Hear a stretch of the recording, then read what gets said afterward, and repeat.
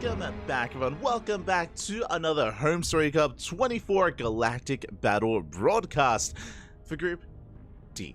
I'm, of course, Showslide VIP, and with me, I'm joined by the lovely logos, which look amazing, by the way, and the lovely people in the chat as well. Welcome to the continuation of our broadcast here, covering the group stage of HomeStory Cup. Now, for those that are curious, this is an event that did occur a month ago. Did occur during December of 2023, so it's been some time.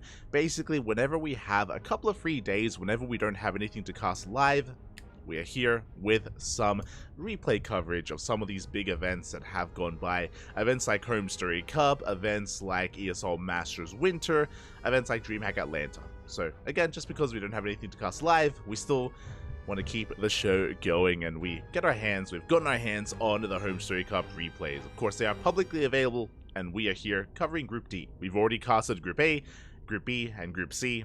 We have one group left, and what a group it is. I've been looking forward to it. I've heard some things about it as well. I'm excited. I'm nervous. As we switch our scenes over, we can have a look at the group ourselves here and have a look at the matches. For those that are curious, it is round robin, and last Group C, was very light when it came to Zerg players. If you were here earlier this week, you would have seen that it was a group full of Terran and Protoss, and there was Stefano. Stefano was the only Zerg. Here, we have that much more Zerg representation. We have a Rainer versus Mixu, we have Trigger, we have Hero Marine, we have Scarlet as well. Some very, very high quality matches, some very top tier play is going to be coming up here tonight as well. A couple of mirror matchups when it comes to the ZVZs, so likewise, I'm also going to be looking forward for that. Mixu does drop by from time to time. Again, big fans and much love to Mixu. He's an up-and-coming Zerg player in Europe. Second best player in Finland. Second only to Cyril. Cyril, of course, is... It's hard to live up to Cyril. It is hard. So I look forward to seeing how Mixu does perform. Likewise, Trigger is here as well. Trigger has been an up-and-coming player in the Americas for quite some time. At this point, I would say that he has solidified himself as the second best Protoss in all of the Americas, second best only to Australia, and Trigger's probably, I was gonna say, top 3, maybe even top 2 player in the Americas. I would have said that maybe halfway through last year, maybe like June-ish, but after ESL Masters Winter, after DreamHack Atlanta, I don't know if I can say that anymore. The Americas has expanded, of course, is now including Latin America, and Kelazar, Diego, did very well for himself, did better than I think many people expected, and made it all the way to the finals in the Americas region. So yeah, really impressive results out of Kelazar, and that means that like the hierarchy of the Americas isn't as set in stone. I think Australia is still number 1, but when it comes to who's underneath him, you know, players like Scarlet, Trigger, Future, Kelazar, Special, they're all kind of vying for those slots, and they're all relatively comparable. A Cham as well, they're all relatively comparable to each other.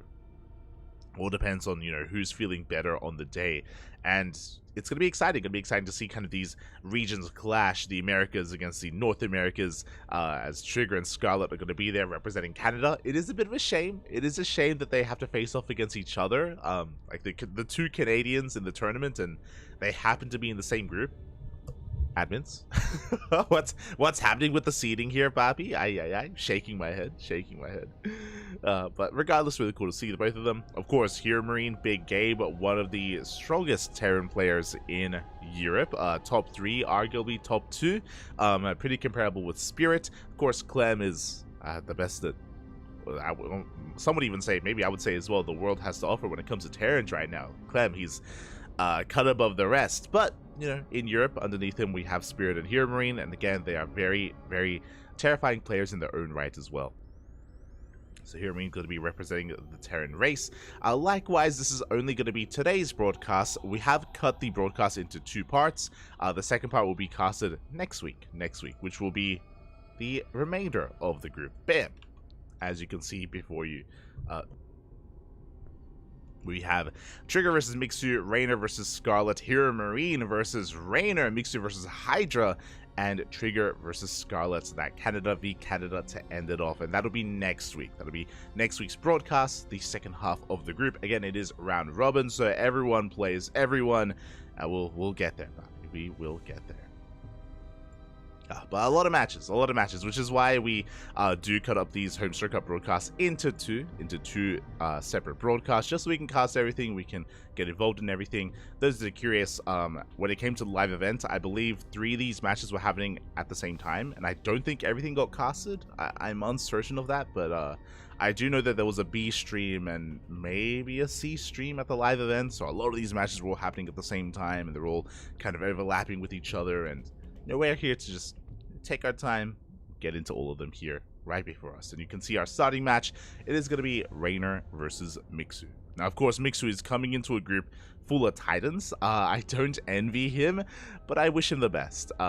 He is a bit overshadowed compared to some of these other Zerg players in the group, like Rainer and Scarlet. Here, Marine's a big name. Trigger's a big name as well. So I guess what I should say is Mixu, I mean, I don't, with a group as stacked as this, I don't think a lot of people have their eyes on Mixu, and maybe that can take some of the pressure off, and maybe he can play at his best and cause an upset. We have seen Rainer, especially in ZVZ, fall to quote-unquote lesser players in the past. I want to say, was it Soul Spirit?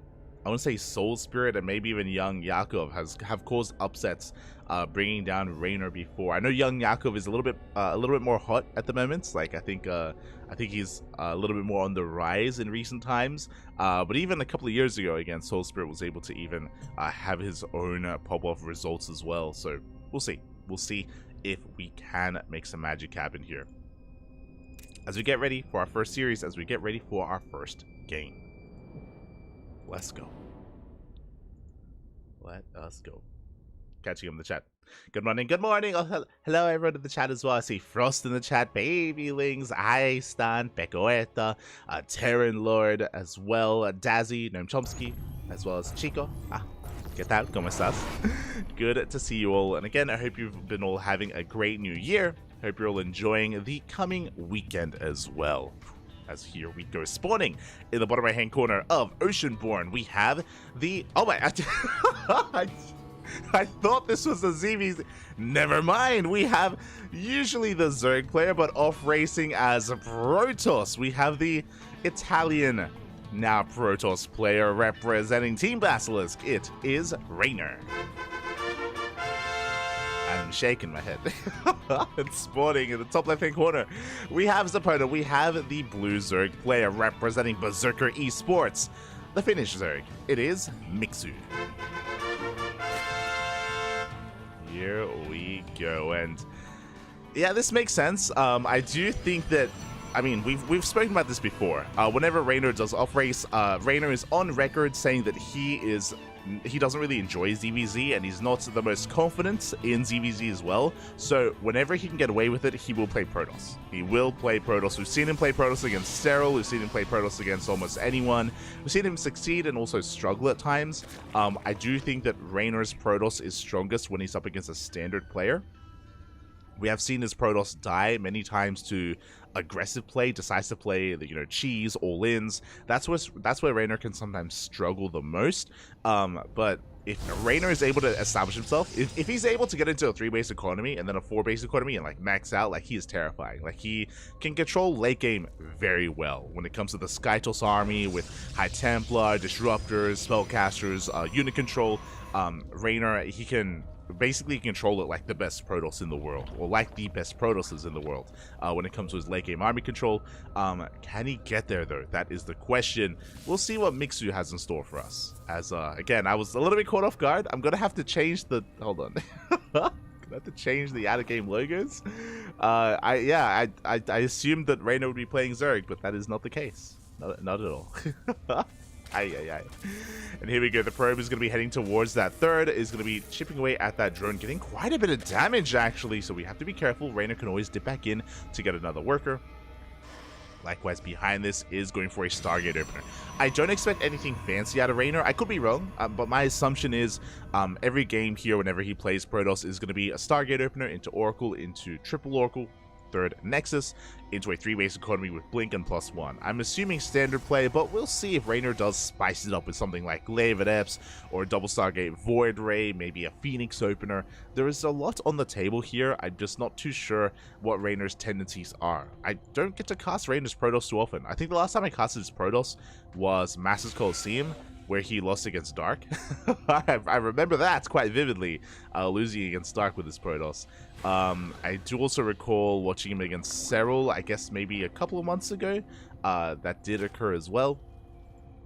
But yeah, I do think Raynor, he plays Protoss a lot in the ESL Open Cups, right? Like in ESL Open Cup Europe. But unfortunately, we don't really cast ESL Open Cup Europe. So yeah, as a result, I'm a little bit more unfamiliar.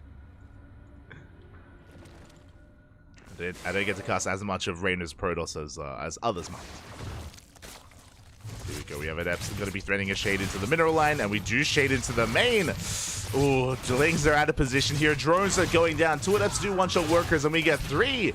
3 workers will go down. Behind this, we have our oracles on the way. Our first is moving out. We have a second oracle in production behind this, and we should, with the arrival of the second oracle, be expanding and taking this third base. 2 for 3, 2 Adepts for 3 drones isn't the best trade for the Protoss. Because the Adepts just went down, Mixu is going for the correct move and counterattacking. He's moving out across the map. He's going to be trying to delay this third base for as long as he can. Meanwhile, the oracle does get across the map as well. 2 more drones go down. Pretty good damage so far. Again, the oracles have plenty of HP to work with. We will back off, regenerate those shields. Likewise, we're still being very adamant with these lings as we are now taking that third. Third is on the way. At the same time, lings, they threaten to dive, and they will confirm the third base. They get on top of the probe, but it's too little too late. The Nexus has already been thrown down. It will not be delayed. So solid timing there out of Raynor to throw that down. Likewise, these things, again, we're just a little bit out of position at the time. We're not able to stop that. We have our pull-up. That's going to be a Twilight Council. If we do not throw down a Forge anytime soon, this should be Glaive Adepts. You know, I'm sure Raynor, he likes having fun with Glaives. In my mind, that makes sense. And so here we go, we do have a couple of workers going down, 2 drones are being transferred, although the Queen's not in the main either. We get a third drone as well. That's going to be 5 workers in total to these oracles. And again, no Forge. This should be Glaives. If this was certain other Protoss players, then Charge would be on the table. Night Phoenix and Hero have been, you know, fond of going for these Charge follow-ups here. But, oh no, we're going for Blink. This is old school. Okay, oh, okay. No, yeah, fun fact, this is how Hearthstone plays. I'm sure Raynor and Hearthstone are good friends, but yeah, this is not seen too often here. Hearthstone is fond of this as well, where you actually go into Blink and you go for a delayed Forge alongside this for delayed upgrades. Adepts, they do shade into the natural base. Once again, 5 workers go down. The Oracle's going ham at the 4th, and Mixu is having a very hard time. He is being pulled apart. Does get on top of the Adepts. Oh! Does take down most of them, but 1 does shade in. Meanwhile, at the same time, the Oracle's still going ham. They will not be able to bring down the 4th base, but it gets very low. They get a 6th drone. And I'm afraid to look 14 workers in total. This is becoming critical damage at this point. And this follow-up is going to be that much more terrifying. So the way this works is that Raynor is going to be very active. He should be pushing out with these Stalkers. He will have these Oracles to support himself as well. And he can, of course, apply quite a bit of pressure. He can eventually work towards Blink, and he can now dance with Lings when he is on the map. There we go, going to be marauding out, shutting down an Overlord. But yeah, this used to be a little bit more commonplace. The only pro player that I see open up like this is Hearthstone nowadays. It's obviously possible that maybe, you know, Skill swips it out every now and then, or some of these other Protoss players, but yeah, it's not too common, so it's cool to see it. Cool to see it once again. As we do get 5 worker kills in total. Ooh, the Oracle does manage to back off. 7 worker kills here in the main, and the Oracles, they both survive. And did I say 14? 21 drone kills here over a mineral line, and this should be forcing an all-in. This is something that's, especially if you sustain this much damage, very often a lot of Zerg players will just take this as the opportunity to be like, okay, I'm too far behind. I cannot drone up against my opponent, not anymore. Macroing is not an option, and we just have to set it. We just have to go all in. We just have to cut workers and just produce nothing but army. I'm curious if Mixu is going to be doing that as well. It would make a lot of sense just because of how much he has lost. Meanwhile, here we go. Stalker's going to be pushing in. They shut down a tumor. We get a second tumor as well behind this. 4th base is on the way. We have plenty of stack defense as well. Mentioned before that, again, we can be a little bit more active earlier on here.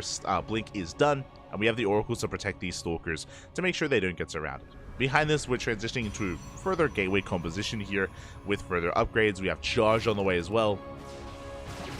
And honestly, Raynor, he's done very well for himself.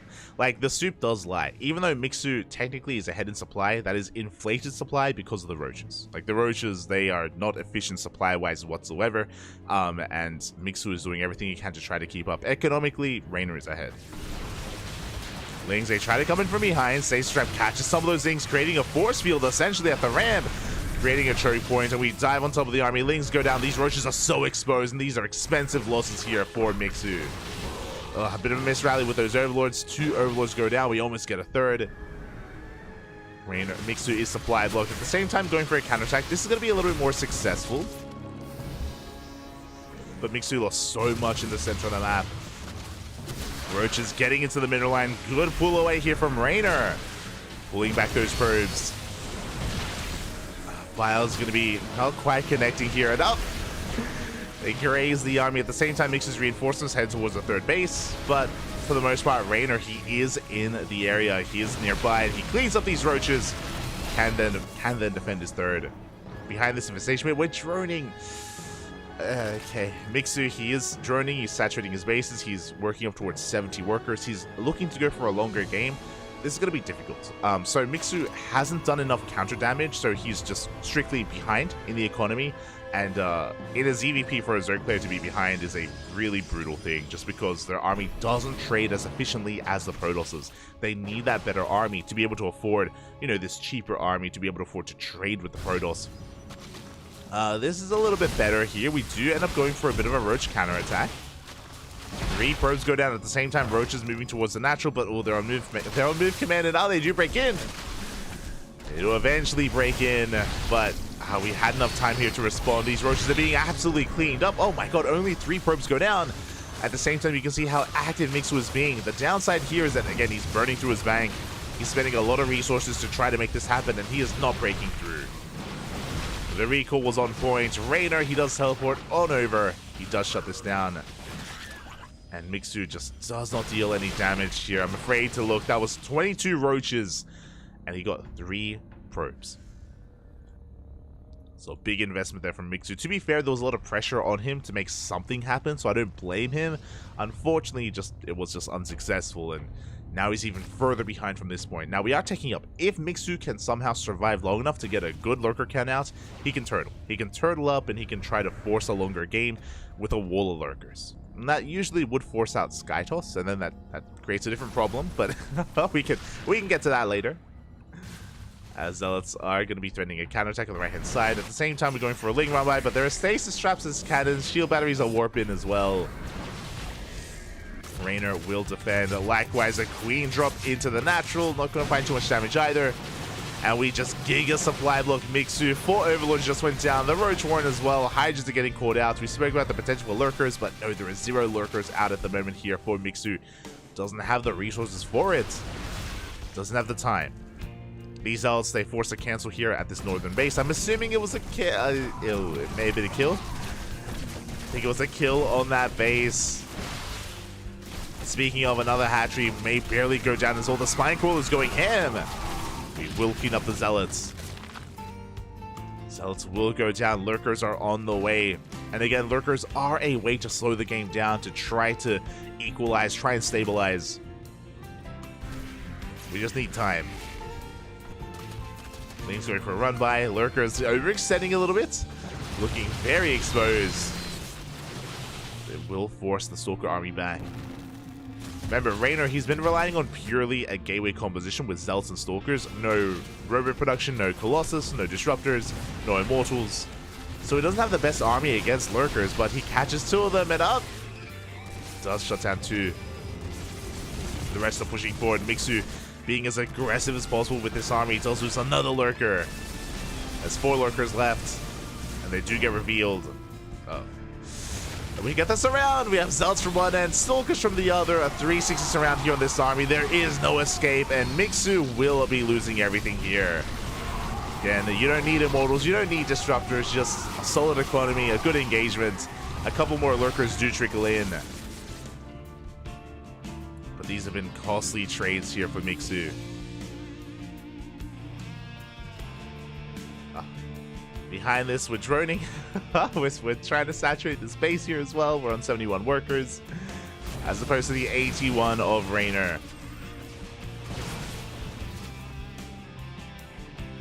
Likewise, Raynor going for a big Zealot counterattack as well. And nice hold position. Oh, actually, a really nice hold position micro here from Mixu, defending as best he can. But regardless, the Zealots still get into the main base. Drones are still going down. At the same time, the main army is going to be clashing. Only a handful of lurkers are available. Again, Raynor, he has a massive bank. He doesn't quite have the production to spend his money. That's really hurting Raynor at the moment. He's got 1k in the bank, but he can still deal with this army. There we go. Disruptor production has commenced. Yeah, we clean up all these Hydras. An expensive loss here for Mixu, losing so many Hydras. 27 Hydras just went down, and a purple box. Wait, what?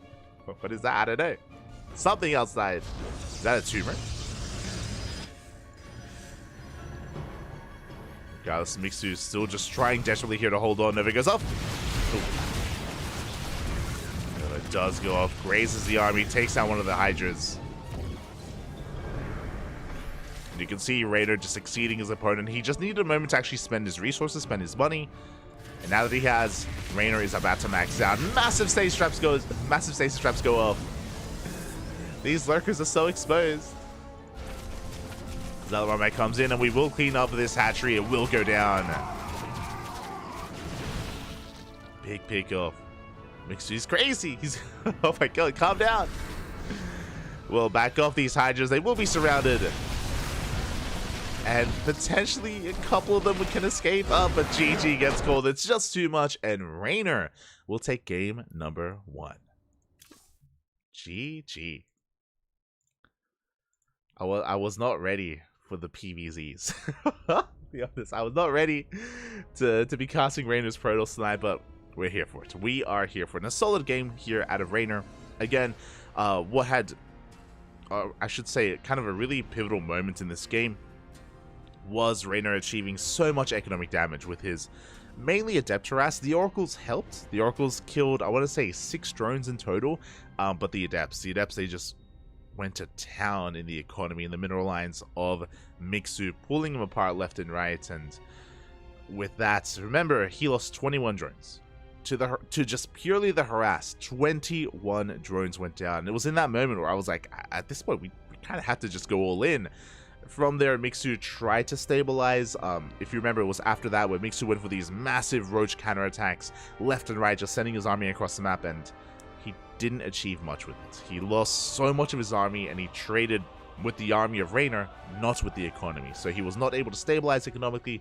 He tried to get into lurkers, but again, Mixu was one step behind from almost the onset from after losing all those workers, and was trying to find a way to bounce back, but was unable to. And that is going to be game 1 in the books. And I'm a little bit nervous because I mean, we'll get into it later. But here we go. With this, Raynor just take the first game, and now we're going to be getting into game number 2. Vámonos.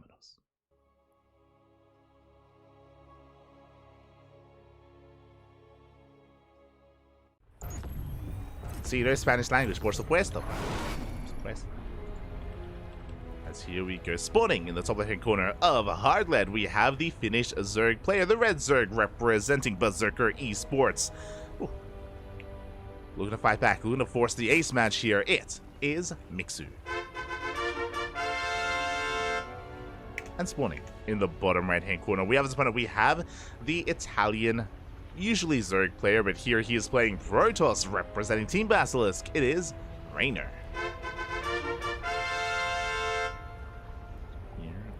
Go.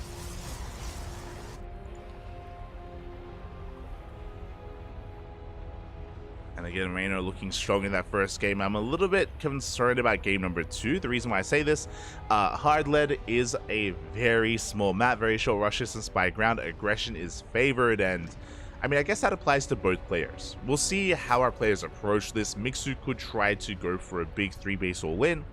Could cut workers early on at 60 or even sub 60 at like 53, and go for a Queen Walker across the map and just try to end the game.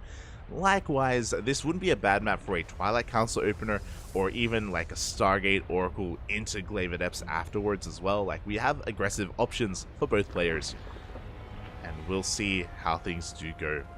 My concern here is that, yes, like, there is like 3-base potential here from Mixu, and you can take advantage of the map, but we saw that even before we can get up to 3 bases up and running, like, Raynor can have his way with you. Raynor, he can have his way with the economy and just really pull you apart. So getting to that point, actually having a sustainable economy for an all-in is still going to be, I imagine, a challenge for Mixu, depending on how aggressive Raynor is. So we'll see. We'll see what kind of direction we do take. See Gilmore in the chat. Test. Oh, test, Pappy. Test. God. As we have our hatchery, again, the unnatural natural is forced. This base is a little bit suspect. We have taken the triangular third, which does mean that you can launch your creep a little bit faster across the map if we were to go for one big push. You can spread your creep, you can knock down these rocks, and the rush distance by ground becomes even shorter as well. Meanwhile, Stargate everything. Going to be a Stargate here from Raynor, just like the previous game. Should be Oracle into triple Oracle into a third Nexus. We'll see which base we do take, and we'll see what kind of direction we go from there as well.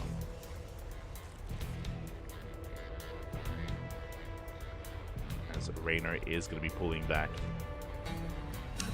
Drones are going to be main-outing, drones are going to be saturating. From here, the game is going to settle. From here. At least until the Adept shock up. It's only going to be the first Adept, and we can't really threaten too much here. We pick up a Ling, and we do threaten a Shade in between the bases. But really, things get terrifying, things get scary when the second Adept does arrive. It is on the way. Again, 2 Adepts do one-shot drones, so they have to be respected. They have to be dealt with. It's going to be on Mixu to keep up with the Adept movement here of Raynor. Herb's going to be moving out. They do get a tumor. Good pick-off already, getting the tumor. They get a handful of Lings. They don't commit to the Shade, and that means they can get a couple of workers as well. Nice Evo block here. Evo chamber here from Mixu. Up. Another cup. We come back too soon. We come back a little bit too soon, but we save the drone as well. Good cleanup here, and Mixu only loses 1 worker. This could have been much worse. This was much worse in game 1. So good defense so far. Solid defense here from Mixu. Behind this, he's going for a Ling counterattack. His goal is to delay the third base. The third has been thrown down, and the Lings they get here a little bit too late to delay it. We get on top of the probe at least. The probe does get shut down, but from there, the Lings, they get the hell out of there. They will pull back.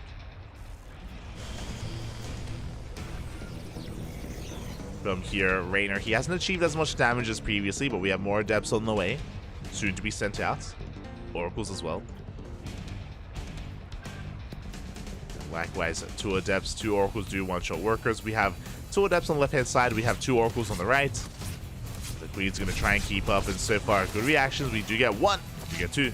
2 drones go down. Queen's not quite in the main base either, and we are going to get even more damage, 5 in total. The Queens, they get dragged into the main at the same time. This third base is very exposed, no Queens in position. And Mixu is being pulled apart. That's going to be 8 dead workers. The drones, they come back here just to get back to mining, but they have to say Shade away. They Shade into the natural, getting 1 extra worker. Good kiting here from these Adepts, avoiding any kind of surround. Really nice micro here out of Raynor as well, as he just gets as much value as he can from these units. As he finally gets cleaned up. And behind this, we have a very different follow-up. Okay, Showtime, is that you? That is a Robo alongside a Forge. Do you see what I see? I see a lack of Twilight Council.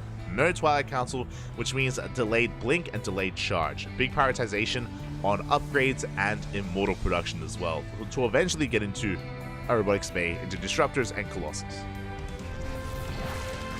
Oracle has continued. Oh my god. It continues, 6 more drones go down. We have Adepts here at the third base.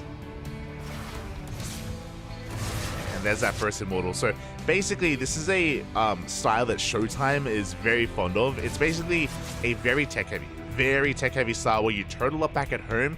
Because you don't have Blink, because you don't have Charge, you actually don't really have a mobile army, so you're going to be staying at home, building yourself up. You will eventually get into a Twilight Council and a Templar Archives to get into Archon production, and Blink as well. We will eventually get there as we get a safe strap in the main, and we catch a good chunk of drones. 6 workers do get caught. But again, typically we do want to like turtle up here, and there it is. There's the Bay now on the way. We should be coinciding this with a second robo for double Colossus production, and we're going to be staying back at home a little bit longer here, building up, on 4 bases. A much more defensive style, which I think works really well on hard lead. We were speaking about it earlier, like all-ins from the side of the Zerg player are a lot more common on hard lead, so to play this robo style and to build up a robo-based army really early on does work well here. And there's a delayed Twilight Council, again into delayed Templar Archives and Archons and all that stuff. Basically, again, we're just turtling up, we're just building up a death ball of a Protoss army, and we will eventually push out once we reach critical mass. Now, the way to counteract this is what Mixu is doing. Props to Mixu here, even though he's lost a lot of drones, and I'm afraid to look, but it's been 18 workers in total, almost as much as last game. Typically, what you want to be doing is taking up. We have the Hydrogen and the Infestation Pit. It looks like Mixu, he has correctly identified the build. Like Raynor, he's poking onto creep, but he's not pushing. Like Raynor, he's never going to commit with this army. So you want to take advantage of the Protoss player and do exactly what Mixu's doing, which is rush into Hive and rush into Lurkers. Because the Protoss player is teching, the Zerg player also has to tech and race them and beat them into Hydra Lurker Viper. If you're familiar with this matchup, you would know that Hydra Lurker Viper is just like the anti-ground toss army, and usually this forces Sky Toss. It's going to be on Raynor to realize what's happening, and once he does, start making those steps and working towards, +1 air attack, fleet beacon, second Stargate, and carrier production. Big scout. We get eyes on the Hydras, we get eyes on the Infestation Pit as well, so we have a piece of the puzzle. Raynor, he's aware of what's going on. Now, you can't just rush into Skytoss, you have to ease your way into it, and you still have to build up this army. Otherwise, you will die before you can get into Skytoss. You still have to focus and fixate on building up this ground-based army. Raynor being quite aggressive already here. Again, we don't really have much of an army, but we have stasis traps to support, so we're not really in any danger. Raynor, you can just dip in, clear up creep, dip out. There's that second robo. This second robo is a little bit late, I will say, but at least it is on the way. Again, just for double Colossus production. Ideally, we want to hit 4 Colossi, then we can go into Disruptors. Meanwhile, there are the Vipers, there are the Lurkers, and there are the Hydras. Again, Hydra Lurker Viper. Mixu is up to 81 workers. Honestly, Mixu, everything right now is looking pretty damn good. He may have lost a lot of drones earlier, but because of this passive style from Raynor, he didn't capitalize on it like last game. Last game, he was a little more aggressive and a little more active, so after he killed so many drones, like, it just snowballed out of control because Raynor was just in the face of Mixu. Here, he isn't, so Mixu was given the opportunity to recover. And he did. He did recover. Now, how many Vipers do we have? We have 1 Viper. We're soon to have 2. 2 Vipers is okay. We're going to have a decent amount of Lurkers as well. A lot of this will come down to positioning. A lot of this will straight up come down to positioning and the army movement as well. I mean, it all comes hand in hand. Meanwhile, interesting choice. So we have the 2 Robos, and we're not getting into Disruptors. We're getting into Immortals instead. It is an alternate path here. Ooh, as we get a massive safe trap in the center of the map. But Immortals is like an alternate path to deal with Lurkers. Immortals do surprisingly well against Lurkers. They tank a lot of hits and they deal a lot of damage. Again, Mix has to be very careful with how he engages. Pushing up a ramp into stack defense, stasis traps, and this army is not ideal. The Viper is going to help, but here go the feedbacks. Big feedback here. We yoink 1 Colossus, but it's not going to be enough. Again, this 1 Viper, these 2 Vipers even, it's not enough here to really break through. So additional Vipers are on the way.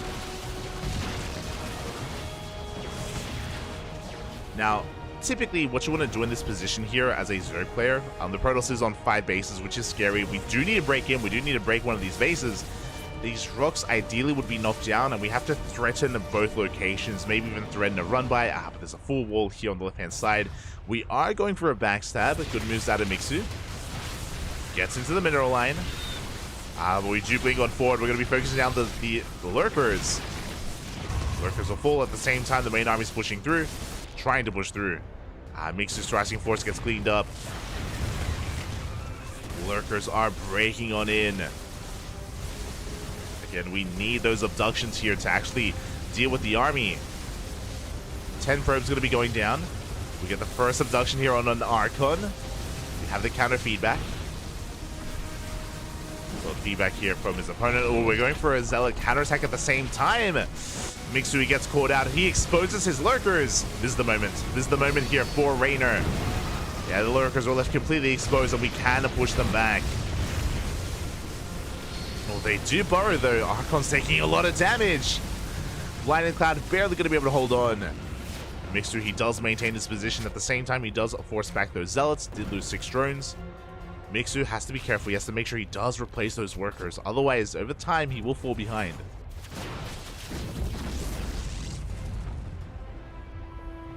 As we do clean up those Stalkers. Overall, this has been a good trade. The Nexus did go down. Bear that in mind. So, good pick off here for Mixu.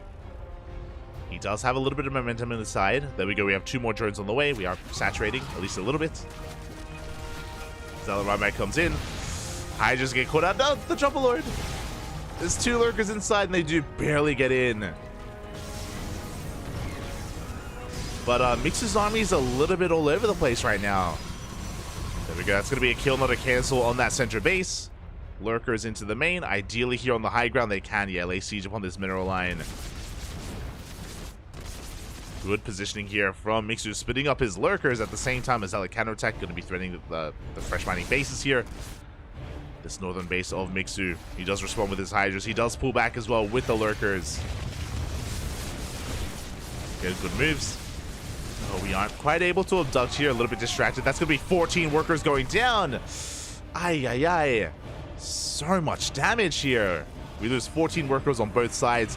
But this is hurting Mixu more. I was really concerned about this. I brought it up earlier. When Mixu lost some workers, he needs to replace them, and he hasn't been. He needs to re-drone.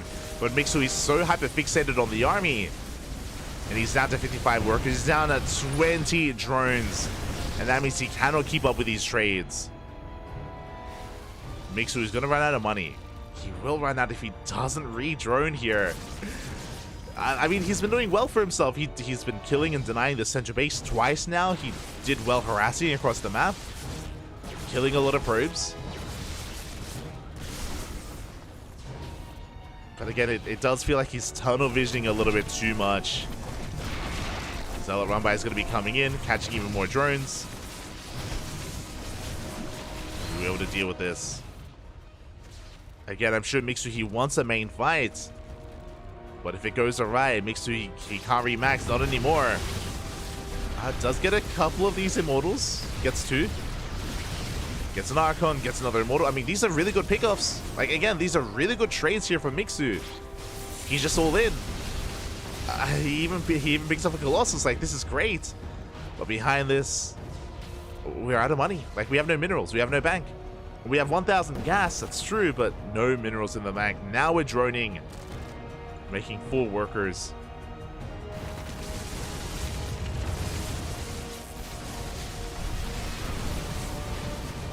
Do you have those 4 workers on the way, which it can help.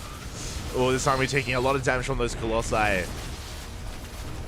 Yeah, we're making 2 Immortals at a time. We have 4 Robos producing. And Raynor, even though he's stuck on 4 bases, he still has a much better economy. He is oversaturated, to be fair, so his economy isn't as efficient, but still better. And he's expanding on the right-hand side. Catch some Hydras. The drones! No! More workers going down, and we can't afford to lose drones. It's going to be 9 dead drones. Vipers, they come back in. Good joink. Good joink on 1 Immortal. Big feedbacks here on the Vipers. We get 1 additional Immortal as well. We have 1 more abduction that we can make use of, but here we go. Raider, he's collapsing on this position. He has plenty of detection, plenty of Immortals as well, and there's just not enough to protect these lurkers. There are not enough Hydras, not enough Lings, and Raynor, he's breaking out. He shuts down the army, and as we mentioned, Mixu doesn't have an economy. These Zealot rabbis have been brutal, drones have not been replaced, and he is out of resources. And now it's time for the death march. GG gets called. Rainer will take the series 2-0. Will take down Mixu. GG. GG, well played. But what I will say is that shout out to Mixu. I was impressed. I was impressed in game 2. Game 1 was brutal. Game 1 was brutal, and Mixu essentially died to the Adept Harass. Here in game 2, Mixu was out-controlling Rainer. Like, he was doing a great job at going for Lurker Harass and these backstabs, these counterattacks, the main fights as well. Mixu was fighting better, 100%. But I do think that this is also where inexperience comes in and maybe nervousness. Just because, as you mentioned, it wasn't like Mixu lost like a big amount of workers and that's what was killing him. Like it was like 5, 4, 6 drones at a time. A couple of workers would be falling here and there to like counterattacks. There was a big moment where he lost 14 drones, that's true, but even leading up to that, like, he was bleeding out some workers and he wasn't replacing them. It did feel like he was hyper-fixated on the fight and hyper-fixated on these trades as well, and he was doing well with them, but he just ran out of steam. Again, he kind of let his economy fall by the wayside, and as a result, like, over the course of the game, he was just, again, just being whittled away at, and it almost felt like he didn't really realize. Like, it very clearly looked like Mixu knew that he was in a good position, containing his opponent, and he just wanted to fight desperately. He wanted to end the game, and, yeah, again, maybe just tunnel visioning a little bit too much there, and GG. GG, well played. Rainer does take it, but, regardless, an impressive result out of Mixu, and I can definitely see a world where Mixu beats Rainer's Protoss. Definitely doesn't look outside of the realm of possibility. So, with that, I do know that, of course, Mixu has been training hard and practicing and improving, and I look forward to seeing more of Mixu in the coming year, in 2024. I do hope that able to get more experience, more confidence, and able to perform that much better in the new year. But from here, we have our first series. Our first series is in the books, and we are getting ready for our next one. Now, what I was saying earlier, in between series, where I was like, I'm a little bit concerned. I wonder, did Rainer play Protoss against Scarlet? That's what I'm really curious about. Did Rainer play Protoss against some of these other players in the group? We won't find out until next week, unless, of course, you watched it live. But I'm curious. I'm very curious if he played the Protoss against Scarlet. I'm curious if that did occur, or if he played Zerg. We'll find out eventually. We'll find out. For now, though, that does wrap up our first series, and we're getting ready for our next one. It's going to be another ZVP. Rainer does typically only play Protoss against Zerg, just to avoid the mirror matchup. I don't see him playing PvP against Trigger. That probably won't happen, but we'll see.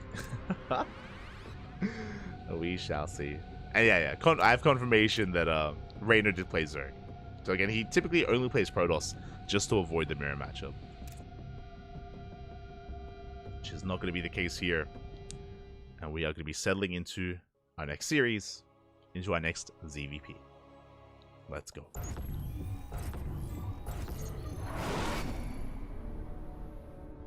And spawning in the top left-hand corner of Oceanborn, we have the Blue Protoss player.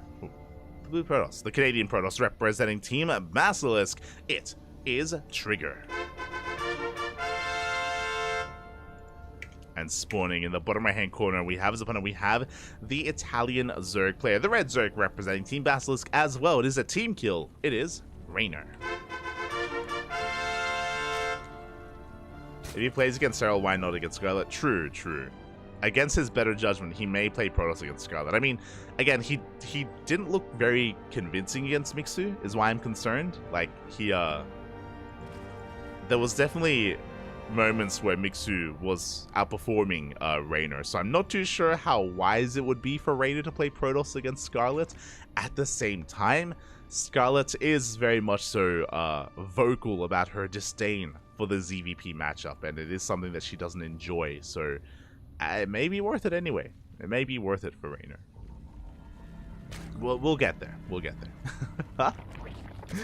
We will get there. For now, it is going to be a hatch gas pool, standard opener out of Raynor, force take the unnatural natural, and we can sink our teeth into some Trigger action. Again, Trigger, we mentioned before, he is an up-and-comer in the North American region, has done so well for himself. He debuted back in 2020. Sorry, I think it was 2021. 2021 era of StarCraft was when Trigger first hit the field, hit GM. He was, of course, good friends with Nina, good friends with Starduck back in the day, mainly playing arcade games, and then eventually dabbled in 1v1 and was able to break into GM relatively quickly. It was really cool to see the rise of Trigger. He's been improving a lot. He's on a premier team. He's on Team Basilisk, and he's getting a lot of support. But it does feel like Trigger, he has really popped off in certain matchups. Trigger has amazing PvT. Like, we've seen Trigger beat Bjorn, we've seen him beat Gumiho, we've seen him go toe-to-toe with Maru, we've seen him go toe-to-toe with Clem. Like, I do think that Trigger's best matchup is Protoss versus Terran. And alongside that, his PvP isn't too shabby. We've seen Trigger even defeat Estrella. Estrella kind of being like his nemesis in the Americas region. And he has brought Estrella down in PvP as well. PvZ, though, this is the matchup that Trigger struggles in the most. And to be fair, like, everyone has a worst matchup, right? Like, Clem's worst matchup is TVT, Cyril's is ZVZ, Trigger's BVZ. It's the matchup that he still is working on, still is a little bit lacking in some respects. But I do hope that, again, it's something that he's working on, something improving on, and something that will actually be showcased here, and potentially could even bring it to, or make a series out of this. I would hope so. I would hope so. Trigger is very active in the online tournaments, very active in the online scene. I'm sure that this is a matchup that he is focusing on. More so than the others, I would hope. As we have a Ling slipping into the main base, getting quite a bit of damage done. No kills, but forcing some lost mining time. Ling is going to be dealt with, but we get a free scout of the main base. Raynor, he is aware of the Stargate, he is aware of the Oracle, he's aware of the opener of Trigger. He's aware of the opener. So from here, Raynor, he's aware he has to just drone, make sure that his queens are in position to deal with the eventual Oracle. Again, a standard opener here from Trigger should be triple Oracle into a third base. When it comes to Trigger's PvZ specifically, I know I've been speaking a little bit in generalities, as was Protoss versus Zerg, but he does play pretty standard. Trigger doesn't deviate too much. He's not really one to embrace more chaotic styles. He's not like Estrella. Like, specifically, I know they're both from the same region, but Estrella is more chaotic, he is more wild, and Trigger a lot less so. Trigger is more standard. He's the yin to the yang of Estrella in a big way. Meanwhile, one Adept does get surrounded. Adept goes down, the other is close to falling as well. Good control here out of Raynor, and he does pick up the final Adept. Nice control. Did lose a lot of Lings, but again, was a worthwhile trade. Does take control of the third base at the same time. Oracle across the map did not get in. Did take quite a bit of shield damage. 2 Adepts for 8 Lings. A pretty worthwhile trade here for Raynor. Behind this, yep, Twilight Council and Forge. It's kind of what we expect here. It is going to be +1 and I imagine Blink. Now, Trigger can, of course, make use of Charge. He is one to deviate in that direction, but both of those are pretty standard. Pretty standard overall. I remember back in the day, years ago, because we watched his debut. Fun fact, Trigger, he debuted in like the online Battle of the Americas back in the day. That was an online tournament that we would host on a weekly basis. And he used to be a lot more aggressive. Like, I remember him like cannon rushing and cheesing and proxying. Like, that's how he started. But again, has kind of left that side of him behind. Has grown as a player, which is probably a good thing. Probably is a good thing. As Oracles, they threaten the main base, but they are being forced back. Again, the queens are very much so in position. And behind this Raynor, he's been able to drone up quite nicely. Like, he hasn't really sustained much damage whatsoever. And because of his Lings, Adepts haven't had the opportunity to harass either. Again, 0 drones have gone down so far. Behind this, it is going to be Blink and +1. We have a Templar Archives on the way, so we're going to be reinforcing this with Archons. I imagine with Charge a lot as well. Oracles are still dipping in between the bases. They get eyes on the natural, on the saturation, on the Bailey Nest. Raynor, speaking of our Zerg player here, has not thrown down a Roach Warren. It's just going to be pure Ling Bane for the time being. Now, this could be a sign when the lair finishes. This could just be Ling Bane into Hydra. That is very much so a viable composition. Or Raynor could throw down a late Roach Warren and just go Ling Bane Roach Ravager. We'll see what direction he does take us in and where we do send it. A Ling Bane Ultra is also an option to go into Fast Hive, but that is typically done on larger maps as we do catch the army force a recall. Clutch recall at a trigger, doesn't lose anything, but was caught out nonetheless. And I was talking about Ling Bane into Hydra. It is not. It is Ling Bane into Muta. Okay, we have a Spire in production. We have a safety Roach Warren as well, thankfully. Roach Warren is also thrown down. Meanwhile, Lings, they go for a massive surround here, and we're looking for a cancel. Up, and we're going to get it. We are going to get the cancel here on the 4th base. Big pickoff here from Raynor. Very nicely done. But again, the Roach Warren is just to make sure that if Trigger does push out, if there wasn't a Roach Warren, then Raynor would just die. So he will have access to reactive Roaches. For the most part, the Spire, though, is unscouted, and he wants to preserve his gas for Mutas. Mutas are a great way to deal economic damage, to put the Protoss player on the back foot, and to get a lot of breathing room. Meanwhile, Storm is done, a Blink about to finish. Pretty interesting composition here from Trigger's other wall. The Zealot was not on hold position, and it gets dragged out of the wall. Probes are going to be going down. We get into the mineral line in the natural, in the main base as well. 5 workers fall. Even if it's only 5 probes, this is already worth it here for Raynor. Gonna get a High Templar. Up. High Templar to survive.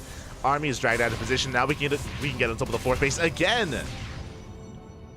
There is a cannon, there are oracles. We will hold on to the 4th. This time it will not be cancelled. But remember, we're just keeping the attention of Trigger back at home. And this means that, as Lings get even more probes in the main, this means that we don't scout. This means that Trigger is in the dark as to what comes next. He doesn't know that there are Mutas. He has seen pure Ling Bane, and again, in his mind, it could still be Ling Bane into Hydra. It could still be Hydra, it could still be Ling Bane into Ultra as well. He has no confirmation. He doesn't know. The flock of Mutas is getting ready to go for a big counterattack. We see Trigger rotating around towards the right-hand side. We'll get on top of some of these queens. Likewise, Ling Bane is amassing big storms here on the Ling Bane, by the way. Good trade overall, but we do get on top of the Archon. We get on top of the High Temple as well. There's just too much Roach Ravager here. We're breaking through. At the same time, the Mutas, they go straight for that natural base. We have Stalkers in position, but no cannon or shield battery in the mineral line. Ay, we were not ready for this. 8 probes go down. In the main base, we have nothing either. Again, Trigger just not expecting these Mutas, and we're just getting out of control. 13 probes go down, and the main army gets completely deflected. We clean up all the High Templar, all the Archons. We get 14 probes, and now we get into the 3rd base, into the 4th. And we're not done. Nowhere close. There's still a massive flock of Mutas. And behind this, we're done with Mutas. We're reinforcing with Ling Bane, Roach Ravager. Infestation Mid is on the way for Hive Tech, eventually. These Mutas have already paid for themselves, and they're going to get even more value. They get even more probes. Not like this. 4 more workers going to be going down.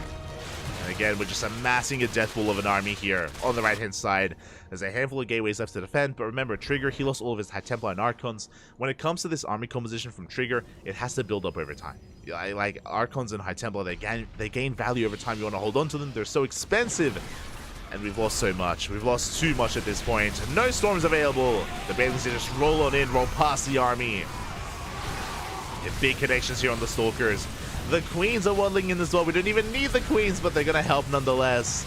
And we will break the 4th base. GG gets called. Raynor will take game number 1.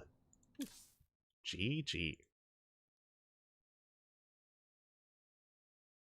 GG, well played. Ooh.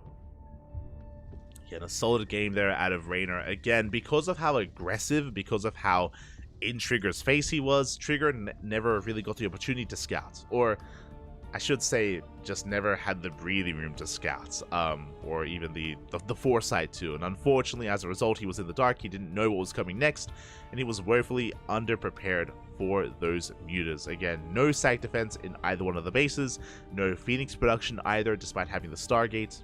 He was just caught with his pants down, and the mutas got out of control. Not just that, but even without the mutas, remember, at the same time, Raynor had also won a fight on the right-hand side. He killed, what was it, 6 High Templar? They tried to morph into Archons, but he cleaned that army up as well. So Raynor, he won on both fronts, both in the main fight and in the harass as well. And with that, Raynor just snowballed out of control. Took game number 1, but now we're getting into game number 2. Let's go. Let us go. The team killing. Oh, Smooch. Feels bad, man. Feels bad. Not like this.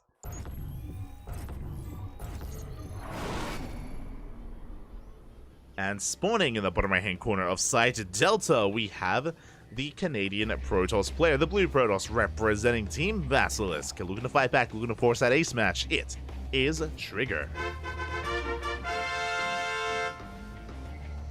And spawning in the top left-hand corner, we have as opponent, we have the red Zerg player representing Team Basilisk.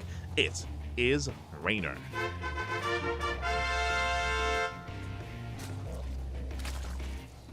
Here we go. The team kill does continue. Catching up with the chat. You think parting will return to high-level competition? Initially, I would have said no. We casted, or we saw parting, we saw his return to tournament play. It was 2 weeks ago. It was 2 weeks ago, and he played in KSL, and he got knocked out in the first round by Coffee. So after seeing that, I was like he's still building himself up. He's still working on it. It still looked like parting had a lot to really grow and a lot to really get back into. But it was this week. So that was 2 weeks ago. This week, parting played in ESL Open Cup. I think it was ESL Open Cup Americas, if I'm not mistaken. It was one of the ESL Open Cups this week. And he played against Bjorn. And he beat Bjorn. And remember, it was only like a week difference between his series against Coffee and his series against Bjorn. Both PVT, of course. And parting beat Bjorn. And that is a very impressive result. That is something that I was not expecting, especially after seeing him lose to Coffee. So yeah, I was very surprised to see parting take Bjorn down. Now, obviously, it was one series, and I would still favor Bjorn over parting overall. If they played again, I would still favor Bjorn. But for parting to beat Bjorn does show us that he has potential. Does show us that like he has it in him to like kind of go toe to toe with some of the best out there. So it's a good sign, is what I will say in the end. If you're a fan of parting, if you enjoy parting, it is a good sign that he was able to beat Bjorn, and I would hope that he stays motivated, and parting, he may come back to competitive play as a result. It's possible. It's possible. Is possible. Now, what I will say, though, is that both of what I just mentioned is the PVT matchup. I haven't seen parting against Zerg or against Protoss, so different matchups require different skill sets at times. That's why some players have really good, like, certain matchups and really bad others. So we'll see. We'll see how parting does perform in some of those, against some of those other players, against Zerg and against Protoss. So we'll see. We shall see. But definitely exciting, if you're a fan of parting.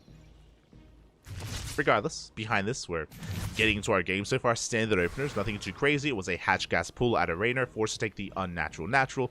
Likewise, we have Trigger going for a Stargate opener.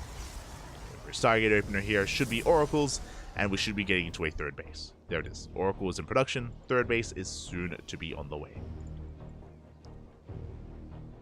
So standard play here from Trigger. Is sending his probe. There we go. I was like, where are we going? A bit of a miss rally here. I was getting a little bit scared for a moment, but everything's as it should be.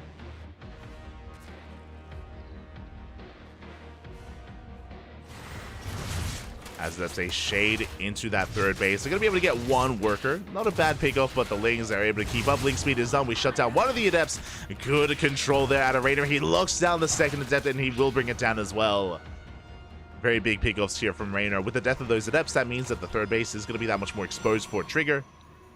Oracle is moving out, and the Lings are going for their own counterattack. Just a scout. There's only 2 Lings. Not much left over.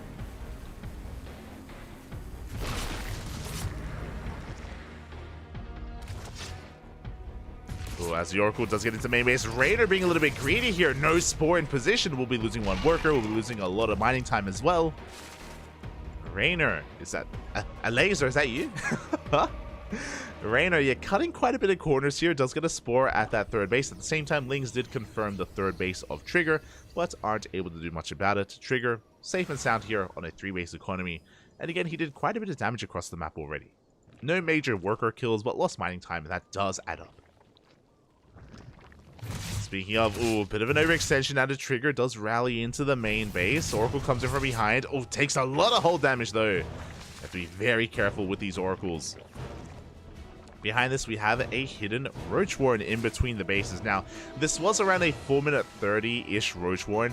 This is early. This is an early Roach Warren. You do not get a Roach Warren this early on, especially against a Stargate opener. There's no reason. It gets scattered. It does get scattered by the Oracle. Again, very suspect here. We'll see if Rainer does make use of it. As yeah, we even throw down the Revelation. We just so everyone knows that we scattered it. You know, I know, Trigger knows, Rainer knows, and Raider is still committed. He's making 7 roaches. Lings are on the way. He doesn't care that Trigger knows what's coming. He's going for it anyway. So we'll see what Rainer can get done. Again, quite a hefty amount of roaches, and I mean, Trigger has a lot of time to respond. We've got a warp into Stalkers. We have Shield Battery on the way. Oh, we're going all in with Queens. That is going to be Overlord speed. So it's going to be all or nothing for Rainer. He's focusing on his crease threat across the map. He's knocking down these rocks. He is all in. Now Trigger, as we mentioned, because he saw the early Roach Warren, he should know what's coming. He should be getting ready back at home. We have a secondary pylon on the way. We have +1 Blink in production as well, and additional gateways finishing up. Where's the side defense? We need more side defense here to defend, as we are sending everything across the map. It's possible that Trigger hasn't pieced this together yet. There's barely any saturation here at the natural or in the third base. He's killing workers, which is nice, but again, workers that don't matter because we're just sending it. We're sending everything across the map. Drones are not a priority, not anymore.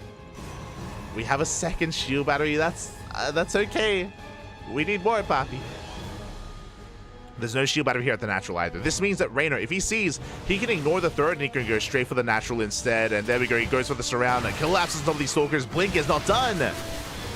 2, 3 Stalkers go down. Big piles here. Shield battery is not going to finish. We have an overcharge, but only a single shield battery. And all we need is a couple of vials in the shield battery. It's going to go down. Trigger, he did not take this seriously enough. He saw it coming ahead of time. He had the signs of the all-in, but he did not respect it. And Trigger, his third base is broken. Every single worker goes down. The Stalkers get caught out as well. And Rainer, he's broken this base. Not just that, he can keep pushing. Again, only 1 shield battery here at the natural. Barely an army. Rainer, he can just keep on going from here. It's going to be a kill on the Nexus. The Stalkers doing whatever they can. Blink is now done for the Protoss.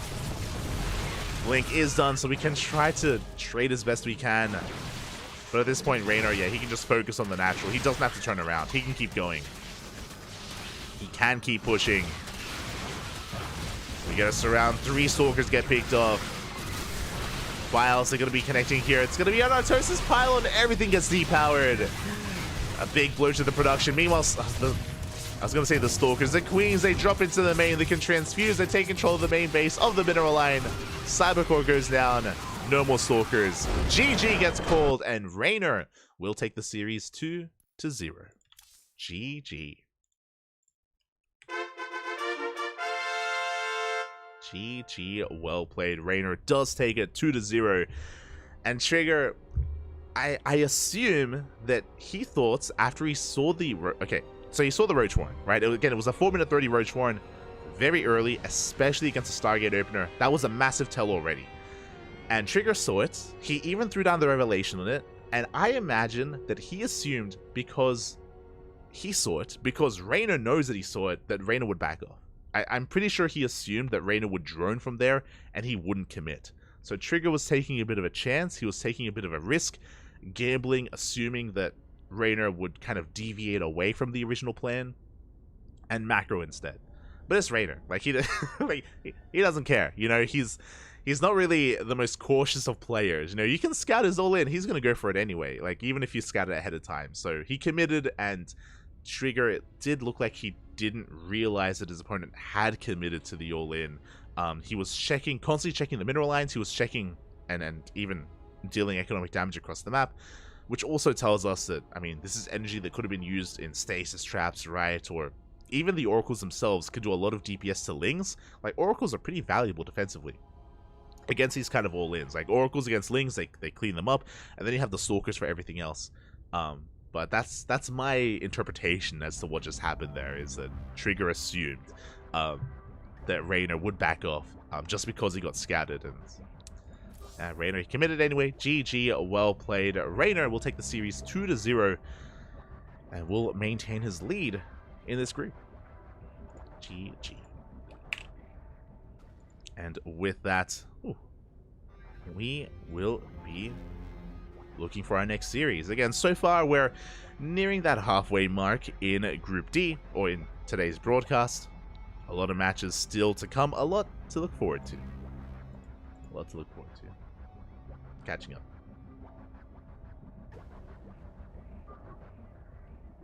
Catching up in the chat. He's stunted on Bjorn. Clem was a different story, however. I mean, I don't expect Parting to improve that much in that short of a time. But regardless, like, again, do look forward to see how much he does improve and where he does settle as well. We'll see. We'll see.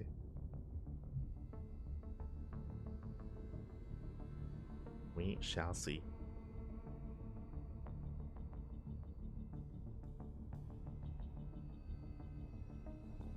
Dazzy in the chat, hey, be careful with your language as well, by the way. I know they can sometimes be differences, but just be careful. Respect the players, always. Respect the players and casters and other personalities. That's what we strive for here on the channel.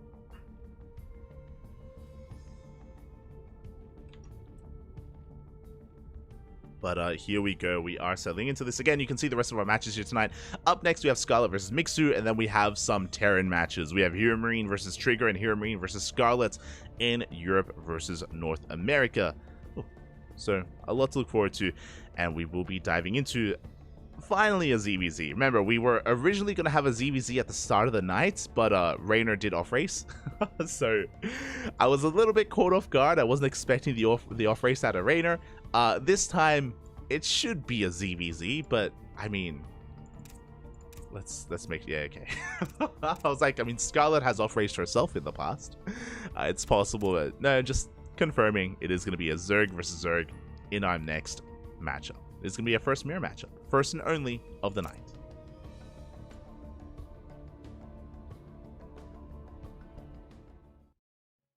Trigger not having capital T triggers me. He used to. Fun fact, his ID used to be this.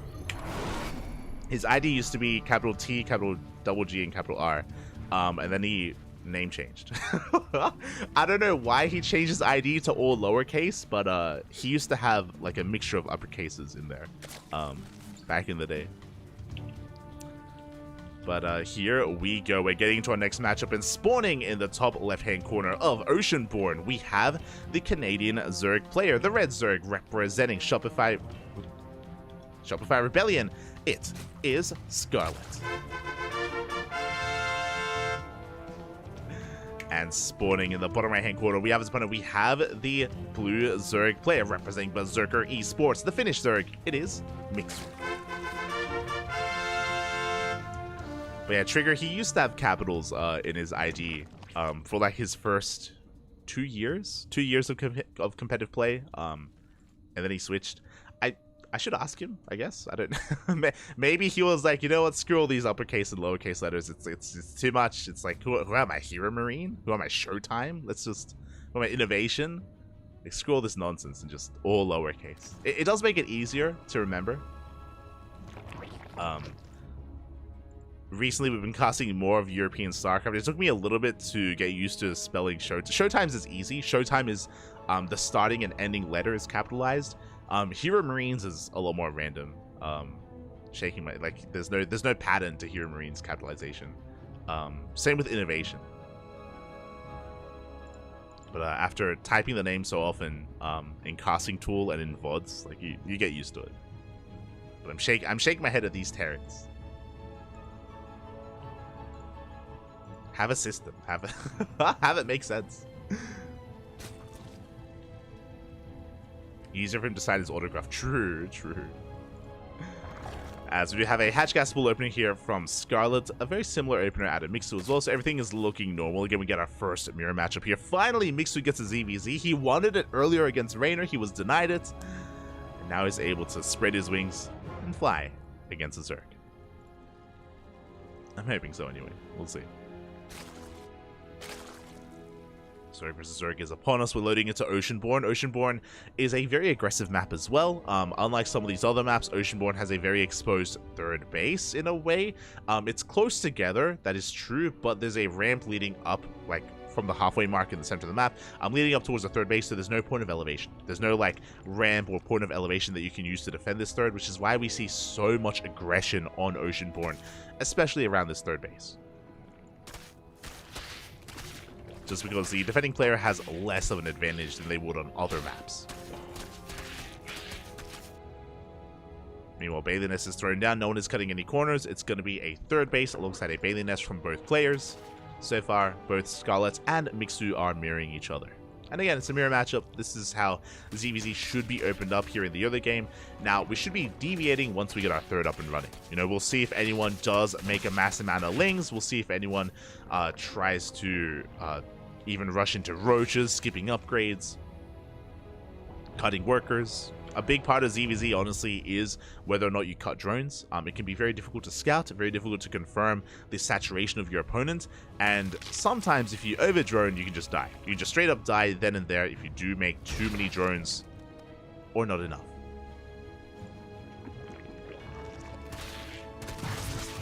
Scarlet does test the waters across the map. We do have a Roach Warren on the way here for Mixu. Relatively early Roach Warren, which is not scouted, by the way. Meanwhile, Scarlet going for an Evo Chamber, will be going for eventually her delayed Roach Warren as well, I imagine.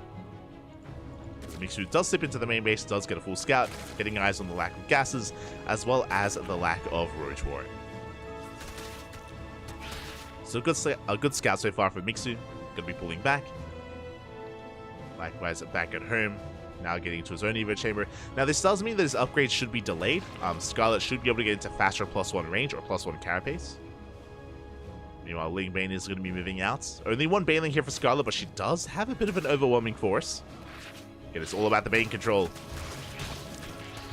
All about the Banelings here from both players. One does go up, the other two still alive. 2 drones get picked off here in favor of Scarlet, so good pick off here overall. And with that, Scarlet does take a nice little economic lead. At the same time, we have our own link counterattack. And we will get 2 more workers. We get up barely 2 drones here. So we trade 2 for 2. Overall, good counterattack here from Mixu. He slips into the main base once again, gets eyes on the lair timing, gets eyes on the gases, and this time does confirm the Roach Warren was indeed thrown down just a little bit later.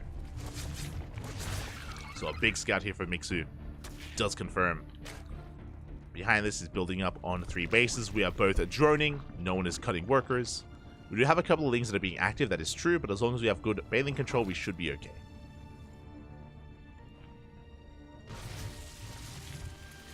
Speaking of, Baneling waddles in, but does not get into the mineral line. Likewise, Mixu once again slips in. Causes a little bit of chaos here. Once again, scouting the natural at least, not the main. Yeah, we are just droning up, saturating. Both players getting up to 3 base saturation. That's going to be around 66 drones. 4th base is on the way from Scarlet. 4th base is delayed for Mixu. He is a little bit behind in that respect. Ooh, and we are going in very different directions. We have Mixu going into a Spire. Scarlet rushing into an Infestation Pit. Oh my, okay. So both players taking in different directions. Both players going to be relying on Roach Ravager in the mid game. But we do get a surround here. We do force a cancel. We do cancel just in time. That was uncomfortably close. Oh my god. And this 4th base was already late. Remember, the 4th was already delayed here, which means Scarlet has a much larger lead when it comes to her 4th base timing. Now, we shouldn't, even when the 4th base is up and running, we shouldn't be droning up too much. Like, typically 66 drones is a good enough economy here to sustain our army in ZVZ. And we are pushing out Roach Ravager. There we go with the fast infestation, but we have 3 infestors on the way for Fungals. I'm loving this here from Scarlet, and we are getting ready for our push. Again, Scarlet, she's already at 66 drones, as we mentioned. We're done droning. We're cutting workers here at 66. We're making nothing but army, nothing but roaches, and infestors. Likewise, Mixu joining up a little bit more. Is trying to muster up his own army. Spire is done, but we don't have any mutas. And we are missing our moment here. Again, the longer this goes on without making mutas, I mean, the harder it's going to be to get into them. There we go. 4 mutas are on the way. Scarlet did not commit, is still waiting for reinforcements, and you can see the massive supply disparity already here. Scarlet did have the slightly better economy, was able to drone up faster. With this faster 4th base, we have better larva. Scarlet is pushing in. And Scarlet up 20 army supply. The infestors have been revealed, and we're looking for a fungal. Mutas will help. Let's see, focus out those infestors. Good target firing here. We get one. One infestor goes down. We get the second infestor, and now there's only one left. The fungal barely connects. Good vials, but every single infestor does get targeted. Really good target firing overall here by those mutas. But is there enough to defend? We get into the middle line. Roaches are at the 3rd base. They're breaking into the natural as well. And it's just a numbers game at this point. The mutas, they helped, but alas, with not enough roaches, we are breaking through. Yeah, drone's going to be going down. We're pushing into the natural as well. +1 is done for both players. +1 range. But again, that's not going to be enough to stop Scarlet, as she's running out of steam, but 6 workers have gone down. We're camping the 4th base. We're hitting the 3rd as well. More workers are falling. And in a mirror matchup, losing this much economy is so difficult to come back from. The mutas can make some magic happen here if they can get across the map, but that's only if they can get across the map. It's going to be a kill on the 4th. Oh, the drones, don't come back. They came back a little bit too soon. 10 more workers go down. And behind this, we have the Hydra Den. We have +2 range. Hydras are in production. Mutas would have had potential if there was no answer to them, but we have anti-air. We have Hydras. We have what we need. Yeah, Scarlet being in control of most of this game here.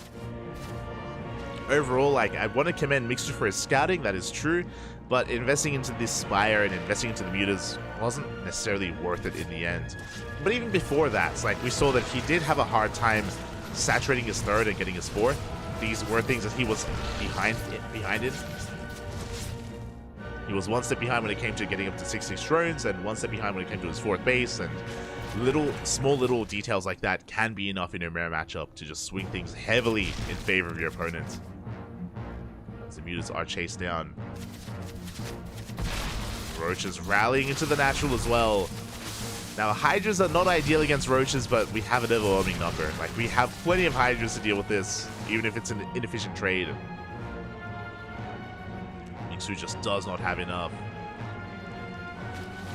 Number is not on his side. GG does get called, and Scarlet takes game number 1. GG. Honestly, a solid game out of Scarlet. There was nothing too fancy about it. Whether Mixu would have invested into a Spire or even just doubled down on Roach Ravager, regardless, he was kind of struggling and 1 step behind, 1 small step behind Scarlet when it came to the macro, when it came to the droning, the economy, the bases, the production. Scarlet was just slightly ahead in those respects and did snowball into just a larger force overall.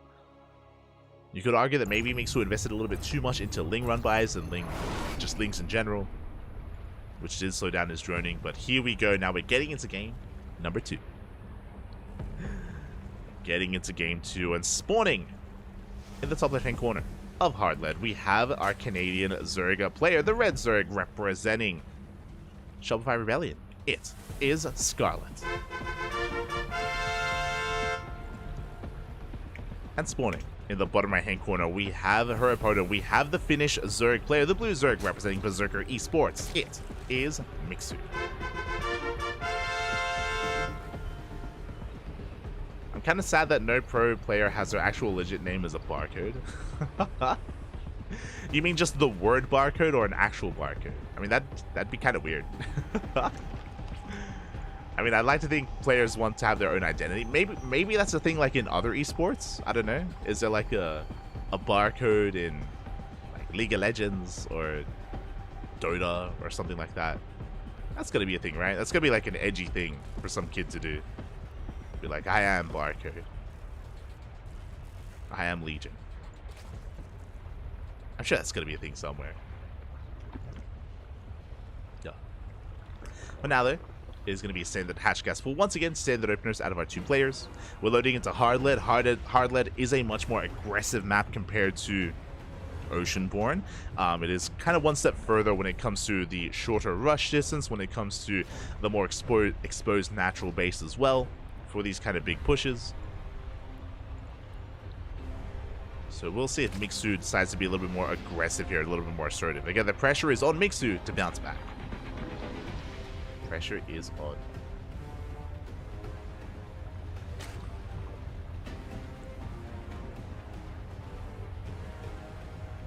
Like Lil, I said little ill. Oh my god. Shaking my head. You're giving kids ideas, Bafi.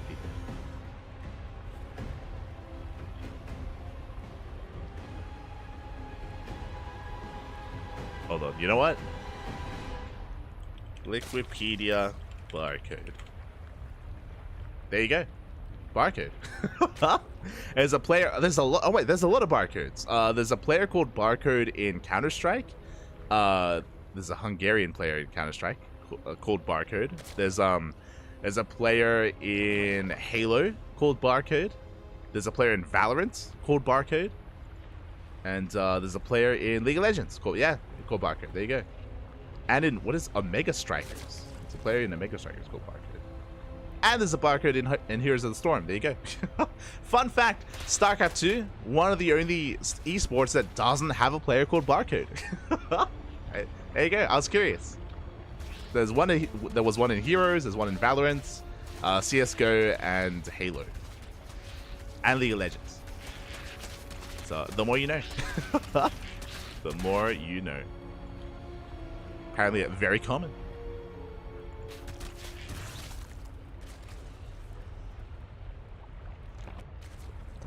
As behind this, we're going to be getting into our openers. We do have our third bases being taken from both players. We do have a Bailey Nest here from Mixu. Scarlet's going to be skipping her Bailey Nest here. Okay, bold move from Scarlet. Can be very risky. Very risky to skip your Bailey Nest. This means that Scarlet wants to rush into roaches a lot faster.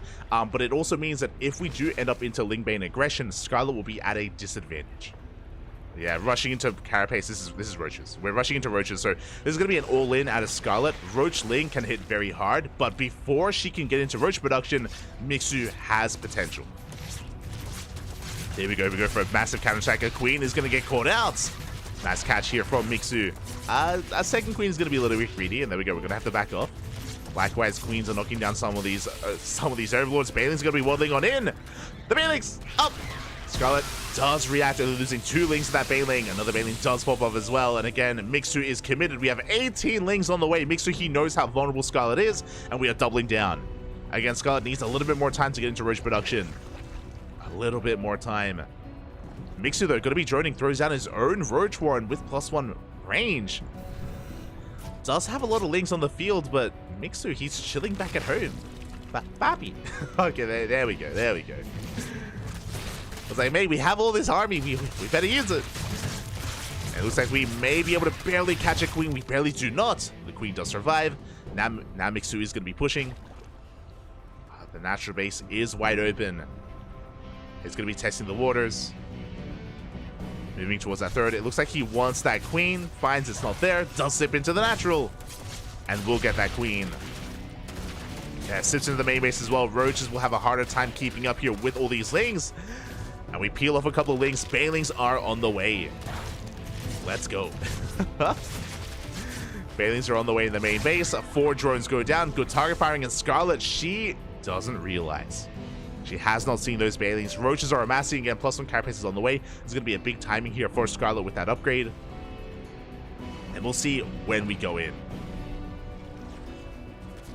We're transitioning into Roach versus Roach. These Bailings, they lie in wait. And now we're well in. We're rolling into the middle line, and Scarlet, she does react. Oh no! Oh my god. That was very close.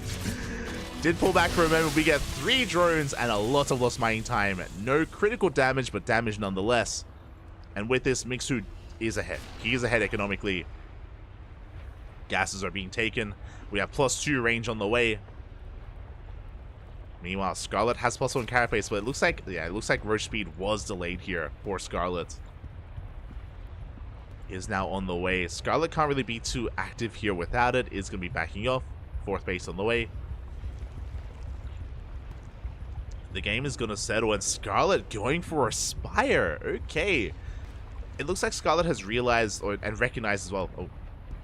And recognized as well that in Roach v Roach, she won't necessarily have the advantage that she was hoping for just because she's been forced to stay back at home for so long. She did miss her +1 carapace timing, so Mutas will be the answer, but we have Roaches slipping in. Roaches on one end, we have Roaches here on the other. Drones are going down. Scarlet out of position. It's going to be 4 dead workers, and we do get on top of the 4th base.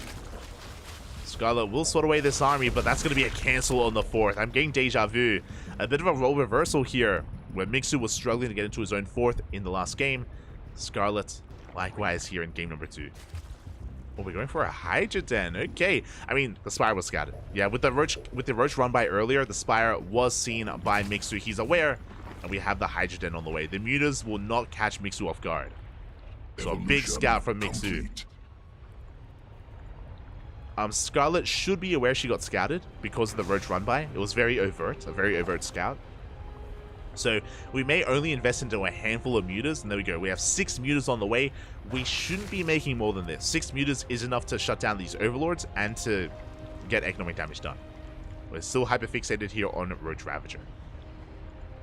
This is still an expensive investment, and it has to pay off. We want Mixu getting into a superior army with a Roach Hydra. He has the potential to go into Lurkers as well behind this if the game goes on longer, which is kind of the ideal unit composition in the late game ZVZ. Mutas are pushing out. 4th base still not up and running. Likewise, there's no 4th from Mixu either, thankfully, for Scarlet. Mutas are revealed. So are the Hydras. Overlord going to be going down. Mixu is going to be committing here. Does have an upgrade advantage. Mixu has +2 range. Scarlet is on 1-1. +1 carapace is not as impactful in a Roach v Roach. So the upgrades in favor of Mixu. Up in supply as well. 4 Roaches in production, but we shut down the 4th base. It does go down for a 2nd time. Scarlet waiting for reinforcements. Is expanding towards the top right. Mutas still looking for damage. But a good pick off here from Mixu. Gonna get another Overlord. Still amassing Roaches. We have Burrow and Tunneling Claws on the way. This is a really good way to counteract Mutas. Mutas are supposed to give you map control, but again, Tunneling Claw Roaches are a good way to counteract that and still be active on the map despite all these Mutas. Meanwhile, Mixu's a bit out of position. We have the main army pushing right through the center, and Mixu has a lot invested in this run-by. Going for a big counterattack. Armies are going to be clashing. We have to avoid the piles. So far, the piles are avoided, and we ignore the 4th base. We're going for the kill. We're going straight for the natural instead. Roach 1's going to be going down. Scarlet races back home. Scarlet is out of position, had nothing to scout, and we deny +2 range. Big pickups. The Roach Warren and the Evo Chamber. We get into the mineral line, and now Mixu can push with his main army. He can either collapse into the natural from behind or go for the 4th. We head towards the 3rd instead. There we go. Do push into the main army. Catch a couple of Overlords. Moving towards the 3rd base. Getting a Queen. Getting a couple of drones. Again, good pickoffs here overall. Scarlet has a large army, but the economy going to be in shambles. Muta's still doing what they can. And Mixu still has Roaches. The burrow. These Roaches, they were burrowed. They were not scattered, but as we tunnel the Roaches out of there, we avoid the Mutas. We get 19 drones, and the economy here of Scarlet taking a massive blow. Again, really nice borrow movement overall from Mixu. The Mutas doing what they can. Tunneling for Roaches here in multiple bases. pulling Scarlet apart. The Mutas, they do go down. The Hydras finally catch up. They finally shut them down. And now Mixu can focus on one big push. He is maxed out. Now Scarlet is also maxed. Bear that in mind. Both armies have reached that kind of critical mass. But Mixu has upgrades. He has +2. Scarlet has 1-1. So Mixu's army is of higher quality. And likewise, because of Scarlet's been losing so much here, we'll be having a hard time remaxing. As here we go, we have Roaches on the right-hand side. We get into the middle line. Scarlet out of position. Here comes the army of Mixu. Scarlet racing back to the natural. I was not expecting this counterattack, and the concave in favor of Mixu. 10 workers go down. Still Roaches wreaking havoc here on the right-hand side, keeping a lot of supply tied up. Yeah, we do start a step forward. Oof, even some friendly fire with the vials. And with that, it looks like we are going to be forcing an ace match. We are going to be taking us here all the way to game 3, as we just have not enough here to defend. The Roach army of Scarlet going to be crumbling here. And Mixu breaking through. GG gets called. Mixu ties it up 1-1. GG. GG. A very chaotic start to the game. To wind it back, remember, it all started with Scarlet skipping the bathing nest. I thought she was going to get punished a lot more than she was. Honestly, she was able to get into Roaches quite well. But we saw a lot of drones going down regardless. Not a critical mass, but like, I want to say like 10 or so, maybe 8 workers did fall, and Scarlet was kind of stuck at home defending. And as a result, we saw that Mixu had a lot of map control, had a lot of momentum on his side, was able to get into better Roach upgrades. Remember, he ignored Carapace, went into +1 range first, went into +2. He was perpetually ahead in the quality of his Roach army, and multiple times was able to catch Scarlet off guard with these run-bys, with these counterattacks, whether it was Roaches from one end, Roaches from the other. It was also a really big moment as well, I shouldn't gloss over it, when Mixu scouted. When he scouted that Spire, so he was able to throw down the Hydrogen. It meant that the Mutas didn't really do too much. They killed a couple of Overlords here and there, but they never really got the map control that Scarlet was hoping for, just because there was plenty of anti-air, just because the Spire was scouted. Mixu was able to handle that situation quite well. Quite well. It was so risky when Mixu had that, like, that big counterattack set up. I was really concerned that Scarlet was just going to commit and kill Mixu because he had so much supply elsewhere, but again, did force Scarlet to turn back around, and yeah, a lot of things went well for Mixu.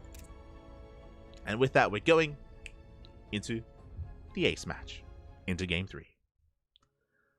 Let's go.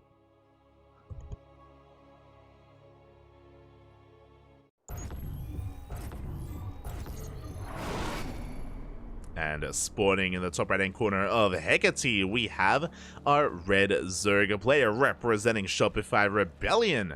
Ooh, being forced into the ace match, it is Scarlet.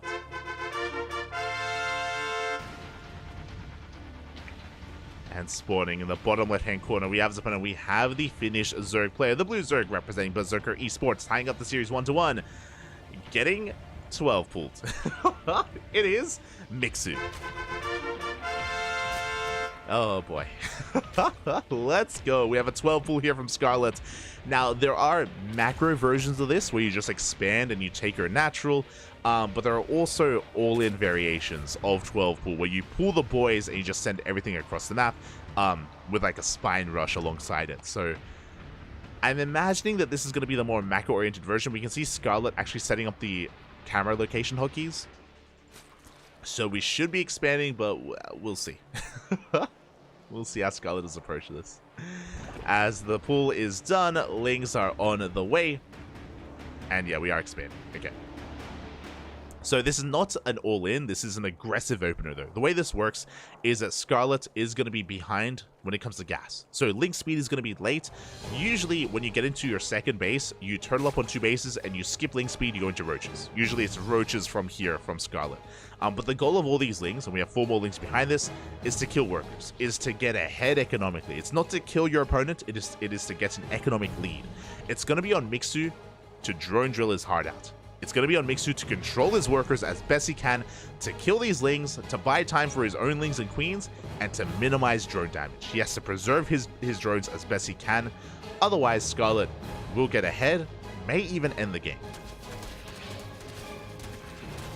So Mixu has to save the space. He cannot force a cancel. He cannot give up on this hatchery.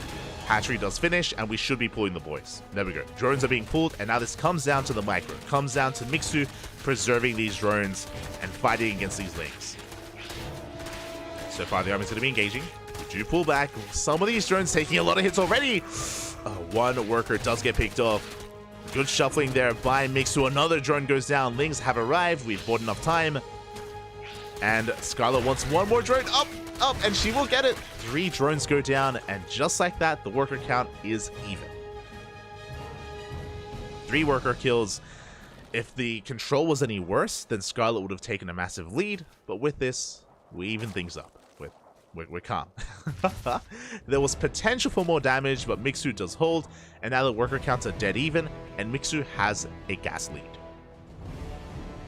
So Mixu's in a pretty decent position here. Decent overall, as Scarlet is just droning up heavily here, taking a bit of a worker lead herself, up 2 drones. And again, the big disadvantage that Scarlet has is no link speed. No link speed, no gases. As I mentioned before, this typically leads into later gases and roach play. We should be going 2-base roach. Likewise, Mixu is going to try and confirm. The advantage that Mixu has isn't just his gas production, but also his third. He is free to take a third. Scarlet is stuck on 2 bases. Now, from this position, Mixu can opt to skip link speed. We have link speed on the way, but we may decide to cancel this. The reason for this is because even if we invest into link speed, Scarlet most likely is going to be skipping it. I say most likely, there is a deviation here where Scarlet could take link speed and go for a link flood and try to catch her opponent off guard. It is very common for Mixu in this position to skip the Bailey Nest, because it should be roaches, right? It should be roaches, so it's very common to skip the Bailey Nest.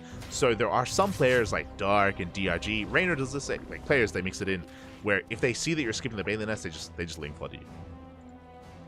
But we can see no link speed here out of Scarlet. We are not link flooding.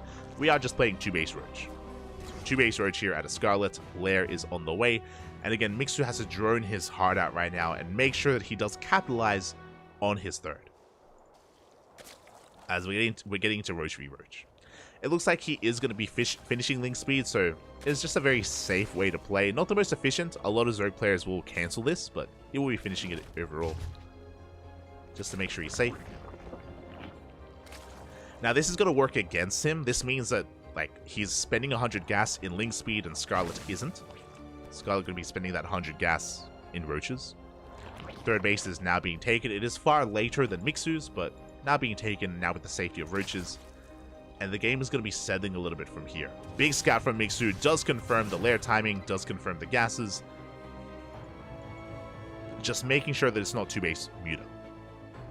Like 2-base Muta is very much so an option for Scarlet. So Mixu has to be very wary of that. With link speed, we can try to cancel that third base. A good way to make use of this. Lings have arrived, but we're in position. We have queens, we have roaches. We should be fine. Scarlet will hold on to this base. And these lings weren't necessarily worth it. These could have been drones. And you can see Mixu falling behind in workers because he invested into these lings. So again, not the best use of his resources. At the same time, going for a ling run by, but alas, we are denied in the natural. Oof. Oh, we made a lot of lings actually. And yeah, this is why Mixu didn't have the biggest economic lead that he otherwise could have had. Still trying to make use of these lings. At least containing Scarlet. See Mixu once again testing the waters. We have 1-1 on the way. Likewise behind this, getting to our own lair timing, getting to our own roaches. Mixu is going to be able to drone up a little bit more freely here. But again, we are still on a knife's edge. He does confirm the saturation at the third. He does confirm that Scarlet is droning and that it is not all in. But overall, I do think those lings did hurt Mixu more than helped him. Likewise, big changeling scout here from Scarlet. Does also confirm that Mixu isn't going mutas. It's always important to check. Muta switches can end games. As they continue to poke back and forth between the bases.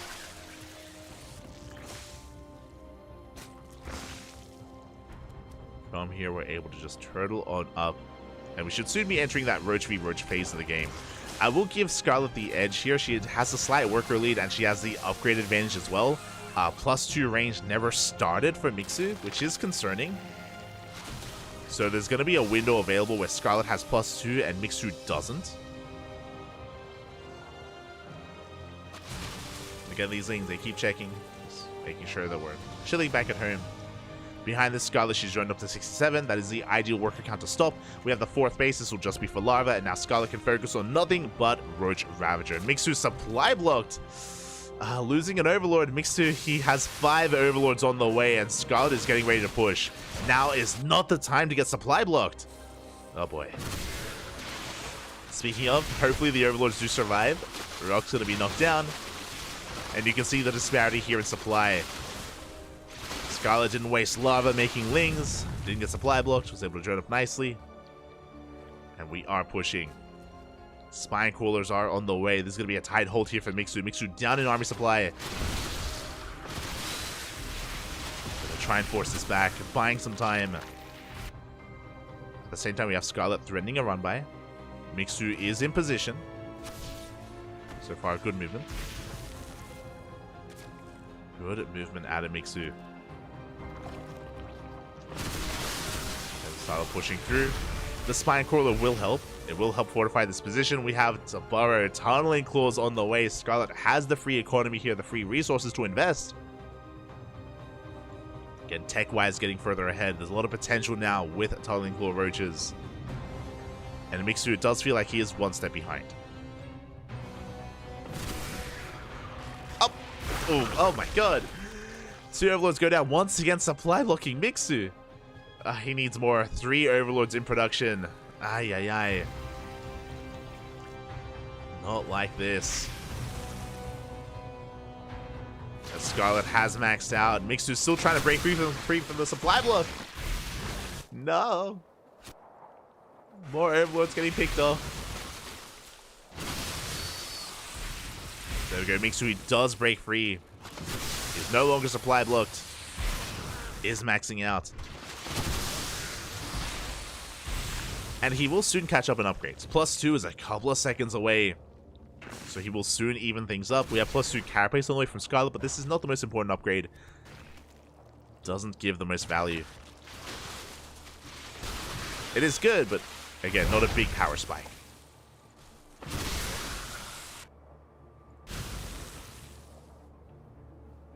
Scarlet is going to be dipping in. Oh, move command a little bit there from Mixu. He's going to lose some extra roaches. We'll be chasing this back though. Does have the defensive advantage. Oof. As Biles do connect. Again, we're still committed to Roach v Roach. No one taking up any further. Ah, nice run by though. Let's go. We somehow sneak a couple of roaches out. 5 drones go down.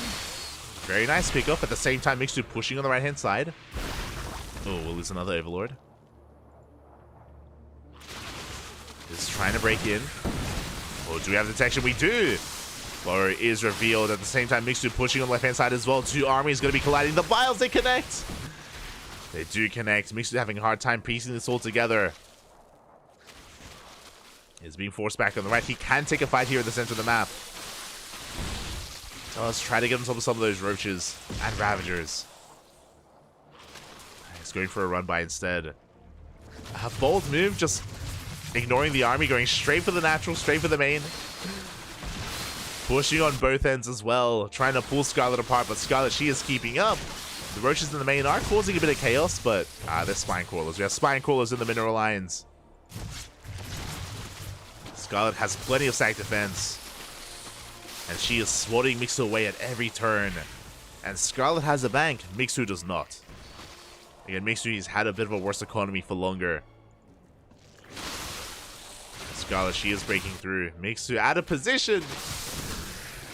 Not like this. Out of position. Spine Crawler going to be going down. Roach as well. Sorry, Queen as well. There's a couple of Roaches going to be tunneling into the natural. And slick moves here out of Scarlet. Tunneling Claw Roaches here, getting into almost every mineral line. Slipping into the natural, slipping into the main. Drones are going to be going down. Now Scarlet can focus on her main push. Oh, the roaches. Has a bit of a move command there from Mixu. Does bleed out a lot of units. Files, they take down some of the Overseers. Not bad. Mixu forcing Skylar to turn back around. But he's getting surrounded. We have reinforcements. We have so much tank to defend. Oh my god. So many spine crawlers here to defend. Scarlet aware of the potential for these run-bys. Takes some vials to the face. But Scarlet has crippled the economy here of Mixu. Mixu down to 55 drones. Leading out some more units. Oh, the vials. Again, good vials. Good connections here from Mixu. More drones going down though. Another 2 workers. Scarlet going for another big counterattack as well.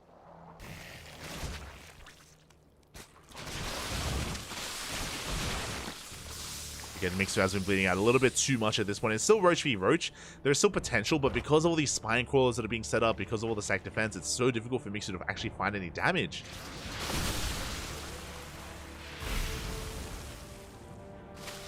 Like, even if he had Tunneling Claw Roaches, there are spine crawlers everywhere. With that Scarlet, she dives on top of the Roach Warren.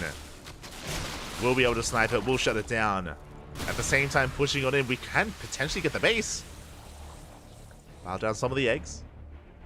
We have Infestation Mid on the way. That's going to be for Hive Tech, for 3-3, and for eventually Hydras, Lurkers, and Vipers. We can tech up if need be.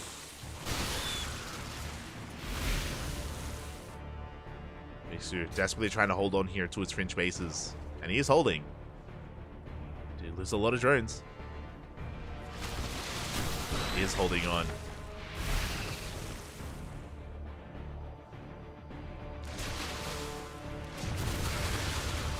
Again, just because of the nature of Hecate, I should have also mentioned this as well. There are a lot of choke points. There's a lot of points of elevation, a lot of ramps. It can be very difficult to, even when you have a supply advantage, to push up a ramp and actually break your opponent that's defending. Can be very difficult. All up on the miles! They do connect. Once again here on Mixu. 7 drones go down. A very successful counterattack. Very nicely done. Mixu does kill 7 workers. The miles! Down another Overlord. We're just pushing out on the right-hand side. Scarlet, though, has been trading more efficiently. Oh! Barring for a moment, but we have detection. Oh, Scarlet bleeding a lot of roaches here, pushing on the right-hand side, getting us over the roaches here of Mixu. And you can see the bank. That just goes to show how efficient Scarlet has been. We have 6k, 2k in the bank. She can lose an army and remax. Mixu cannot. Oh, as we do once again. Did we snipe the detection? No shot. I just realized the Overseer no longer here, which means we can burrow like that. Ay, ay, ay. Yeah, we're going to be able to run past the army. Mixu has to replace that detection, has to replace those Overseers, has one back at home, but not with the main army. Ay, ay, ay.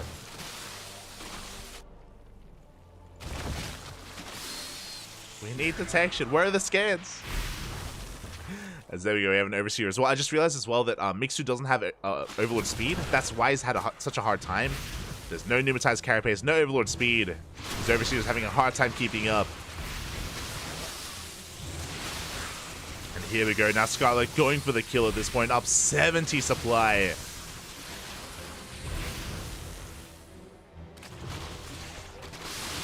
Because again, playing very carefully overall. Still has roaches harassing you towards the left-hand side. Still has roaches or even detection in the main.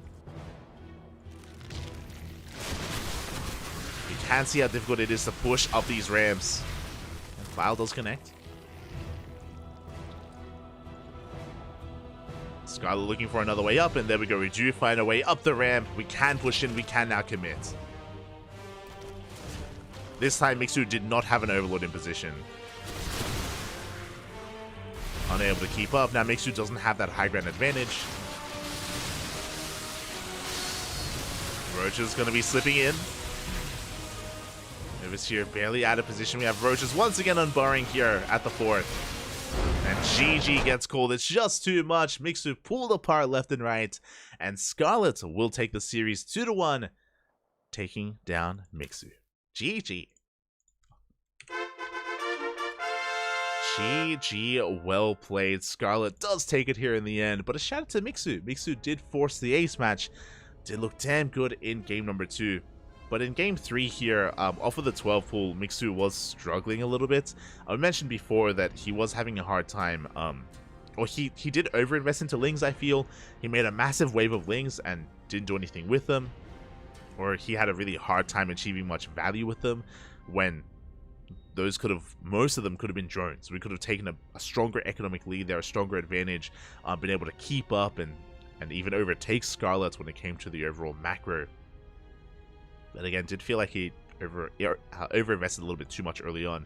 And once Scarlet got into the swing of things, once she got into 3-base economy, yeah, was able to take a lead and run with it as well. But the economy of Scarlet was insane. Again, she had so much resources in the bank. Was just trading so well overall. GG. GG, well played. Congratulations to Scarlet. Does take the series here, but a shout out to Mixu for forcing the ace match, fighting back, and to have his moments in this series. Good stuff overall.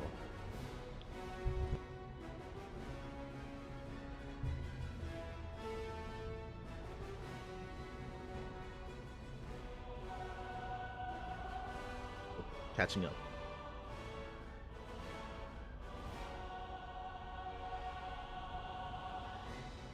But with that, we are going to be going on a short break. We're going to be going on a short break here as we have reached the halfway mark here in the broadcast. We're covering 5 best of 3s in total here, and we're halfway there. We just wrapped up with Raider versus Mixu, Rainer versus Trigger, and Scarlet versus Mixu as well. Up next, after the break, again, I'm running out of water. But water would be nice, you know. Don't forget to hydrate your hydras and stretch your roaches.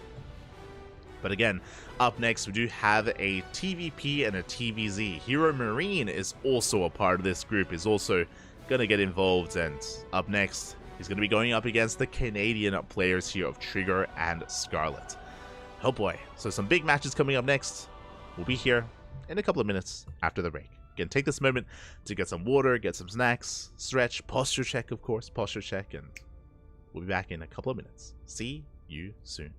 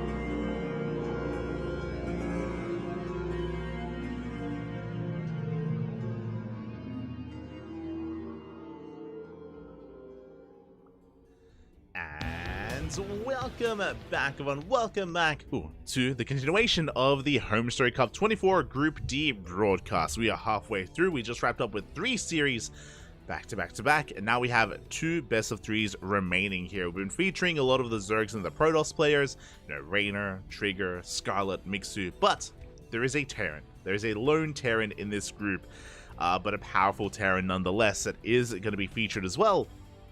Up next, we have Hero Marine versus Trigger.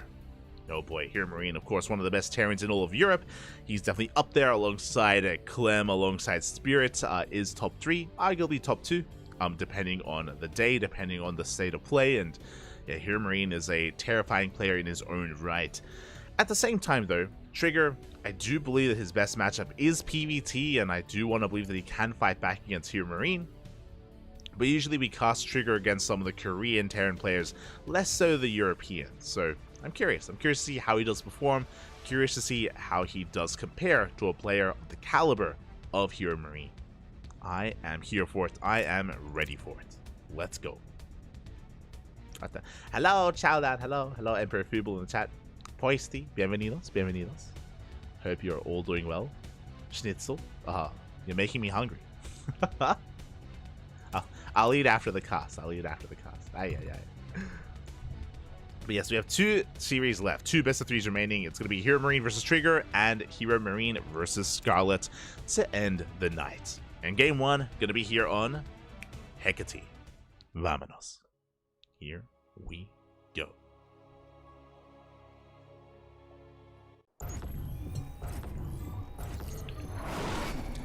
And spawning in the bottom left-hand corner of Hecate, we have the German Terran player, the blue Terran representing Team Mouse. It is Hero Marine. And spawning in the top right-hand corner, we have his opponent. We have the Canadian Protoss player, the red Protoss representing Basilisk. It is Trigger.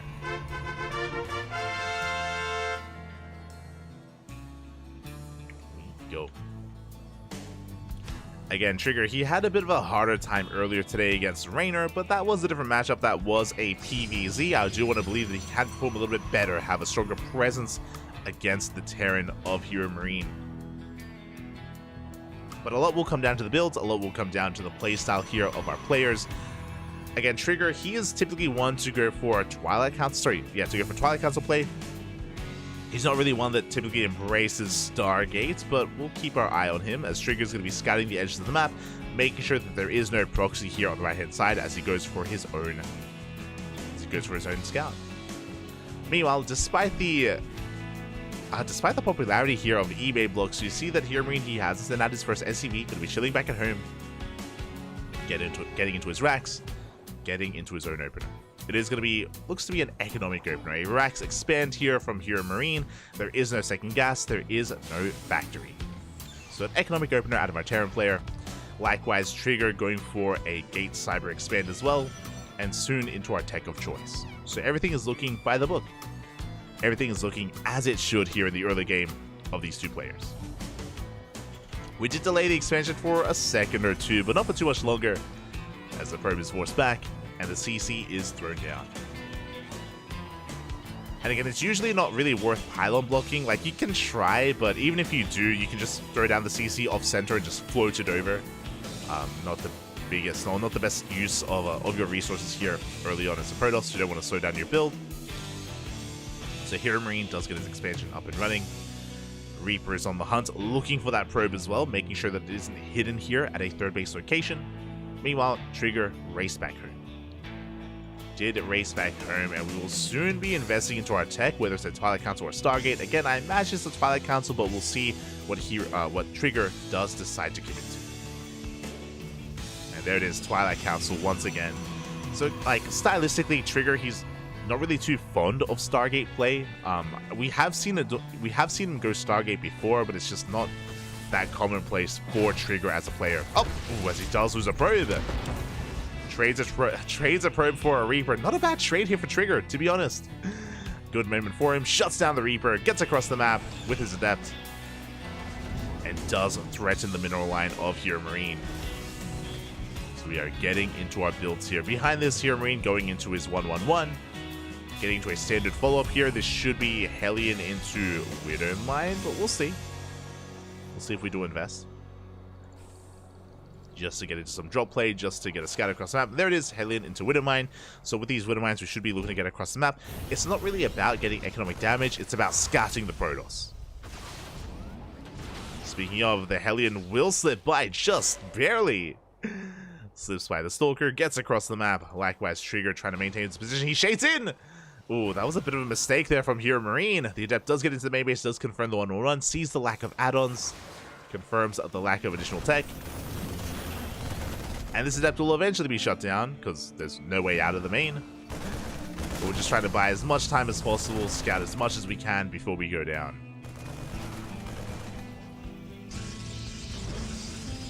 With this Trigger's preparing back at home, a bigger investment actually. Okay, I was not expecting this. It is a Blink Stalker opener, that is true, but that is 4 gates. 2 gates are done, 2 gates are on the way. It's going to be 4-gate Blink out of Trigger. He's doing his best Max Packs impression. I'm here for it. Let's go.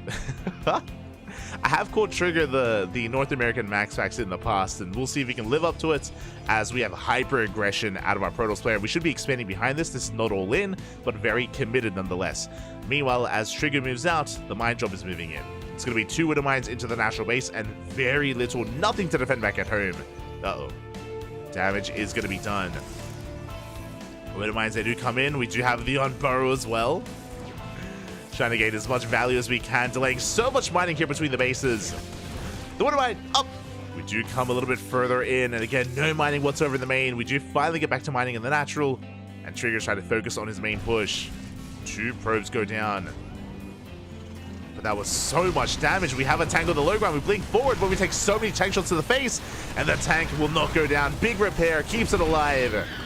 And this is a disastrous start here for Trigger. He needed at least that tank kill. He took so many shots to the face. Looking at the units lost time, he hasn't lost much, but his army is so battered, so bruised. And again, he's down to 38 probes across the map. He's now looking to expand, but his expansion is so late.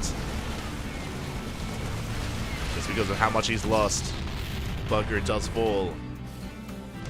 There's our 3rd.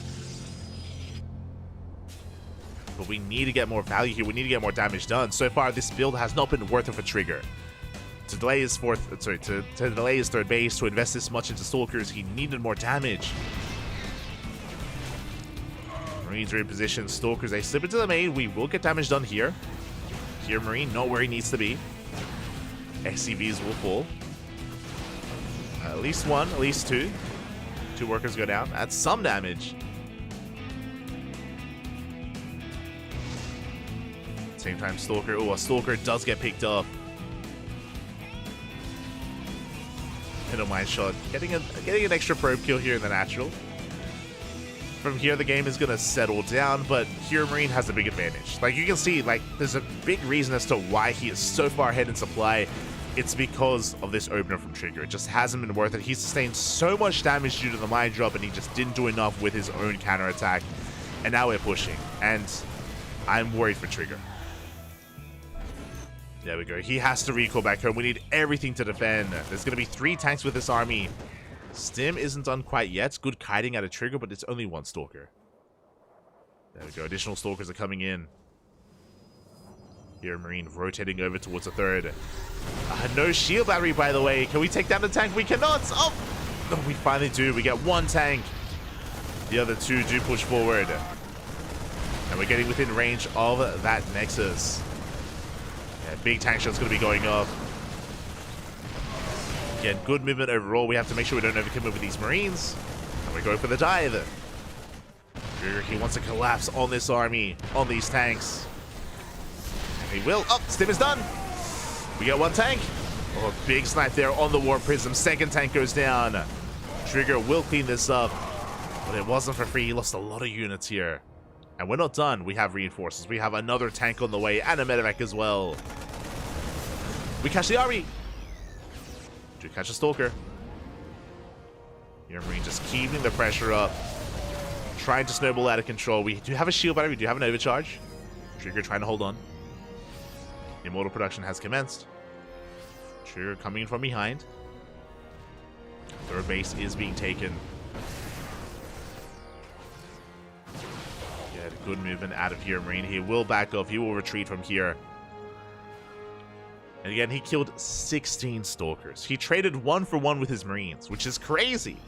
Did lose 3 tanks, but again, for 16 Stalkers, as well as the War Prism as well, well worth it. Considering that Hero Marine does have the economic advantage, he can afford these trades, Trigger cannot, and Hero Marine, he just comes in once again with wave number 3. Third wave, the third round has arrived. We're going for the Nexus. The Nexus getting very low here. We have Widow Mines to support. The Nexus, it will go down. Big pick off. Stalker's going to be coming in. Mine shots go up. The Immortal taking a lot of damage. Looks like we will shut this down. We're trying to at least. We take down the tank, but the Marauders are going ham. The Immortal goes down. And Hero Marine is snowballing out of control. GG gets called. Hero Marine takes game number 1. GG. GG again, Trigger. Just a really unfortunate position for him to move out. Remember, he moved out with his 4 Gapeling Stalker as the Mine Drop was coming in, and it did so much damage to Trigger. It really slowed him down. It slowed down his Warp Ins, it slowed down his push, it slowed down his third base. It did so much for Hero Marine in the early game, and it meant that the 4 Gapeling kind of fell on its face. It did fall on its face. It wasn't worth it in the end, and it just set Trigger behind quite far there against Hero Marine. Yeah, overall, solid game there out of our Terran player. We'll see if Trigger can bounce back in game 2. I'm not gonna lie, I'm a little bit surprised he went for 4 Gapeling. That's typically not something that Trigger does. He's usually a lot more passive and macro oriented. Trying to spice things up in game 1 didn't quite work out, but here we go. We're getting into game 2. And spawning in the top left hand corner of Site Delta, we have the Canadian Protoss player, the blue Protoss, representing Basilisk. It is Trigger. And spawning in the bottom right hand corner, we have the German Terran, the red Terran player representing Mouse. It is Hero Marine.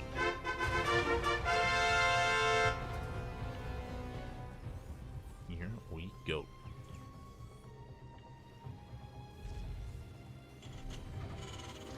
Hero Marine having a solid game number 1 there. Nothing too fancy about it, nothing too out of the norm, just a solid game out of Hero Marine. And we'll see how he does mix it up here in game 2, if at all.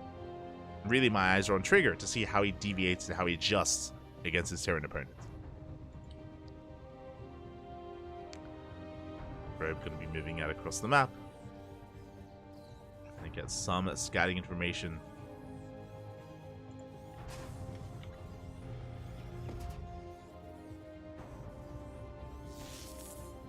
Slipping into that main base and going to be a bit of a nuisance. Once again, 2 games in a row, Hero Marine is going for an economic opener. It is going to be a Rax Expand, not a double gas opener. So very economic, very chill here from Hero Marine. You can see Trigger just being an annoyance. Just threatening that base location, as we do get our CC on location. Wasn't really delayed much at all. Is going to be thrown down. Trigger does confirm. He slips in, does get eyes on the lack of gas. So Trigger should be feeling pretty safe overall. And should get the hell out of here. Again, we don't want to stick around too much, but it is going to be actually Marine first, not a Reaper. Which means this probe can escape. We'll be able to race back home. Likewise, Trigger went for his own Gate Cyber Expand. So just like the previous game, standard openers. This is slightly better for Hero Marine. In the last game, his natural base was actually delayed. This game, it wasn't. He was also able to preserve his gas, skip the Reaper, and went into a slightly faster factory as a result. So just slightly more efficient here at a Hero Marine overall. Slightly more efficient. And once again, we have that Twilight Council opener. We spoke about it, right? Trigger, he isn't really fond of Stargate play in this matchup. He's not really one to invest and commit too hard into Phoenixes. Not too often. So Twilight Councils is what we expect. Should be Blink. Now the question becomes, how many gateways? In the last game, we saw 4 Gate Blink. But we could see 2 Gate Blink or 3 Gate Blink. There are different variations, different ways to play it out. Different forms of commitment. We'll see which one Trigger does go for. Now going to be threatening that Shade. Going to be forced back. And oh my god, that is not Blink, by the way. I assumed it would be Blink, but no, we're going for a Dark Shrine opener instead. Trigger really trying to catch Hero Marine off guard this entire series, being very aggressive. This is very difficult to pull off. Now, the reason for this is because it is very common to open up Raven in this matchup, and very common to, I mean, we have scans available, of course. We have these orbitals, so it can be very difficult to actually make this worth it, but we'll see if Trigger can make some magic happen. Oh boy. And we have seen DTs kill Terran players before, but it's still difficult to pull off. At the same time, we are reinforcing with a medevac. We have some Hellions on the ground. Hero Marine pushing in very early on. These are vanilla Marines, but his goal here is to break into the mineral line and get some probe damage.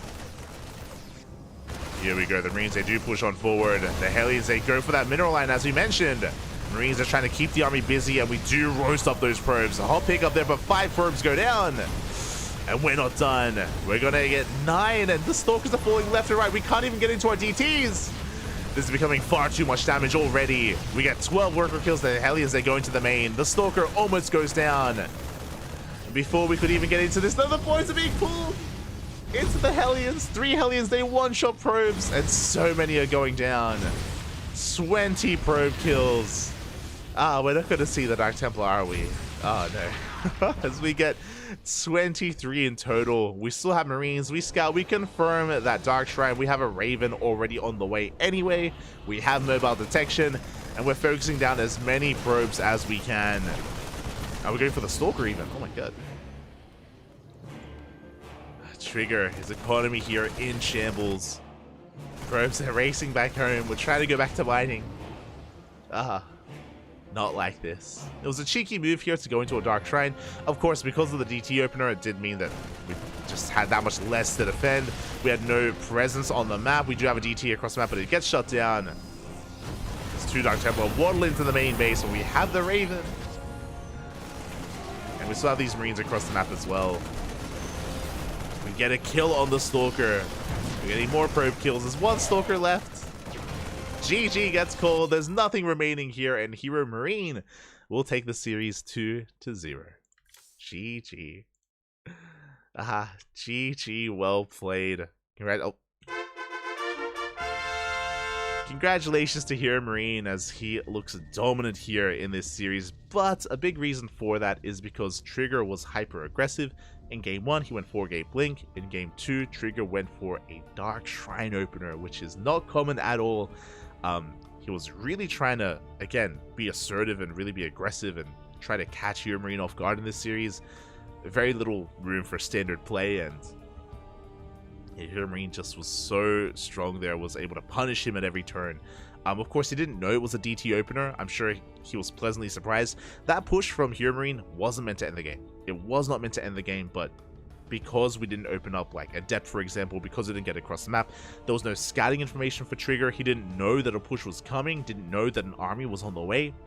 Trigger was in the dark, and as a result, there was no shield battery. There was very few Stalkers, very few units. I'm sure he was preserving resources to go for a warp in of Dark Templar across the map. He had the Warp Prism as well to harass.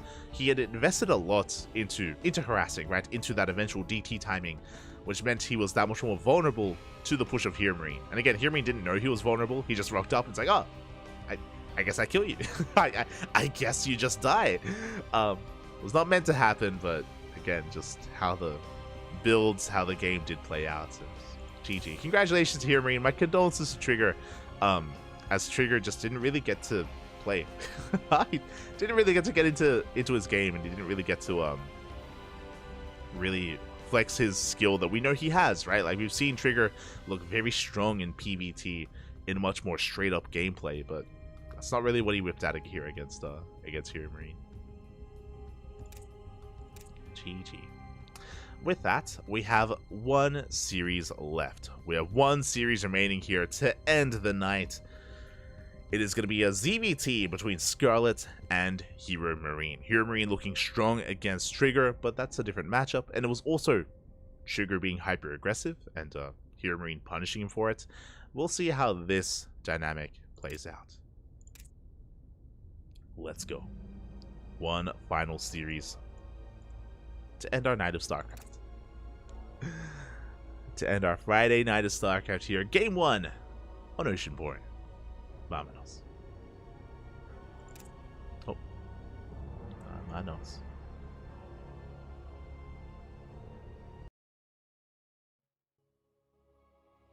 I'm a little bit scarred after what happened earlier when we were casting Raynor. I'm like always double checking. Like, are we playing our main races? Okay, we're good. Everything is looking as it should.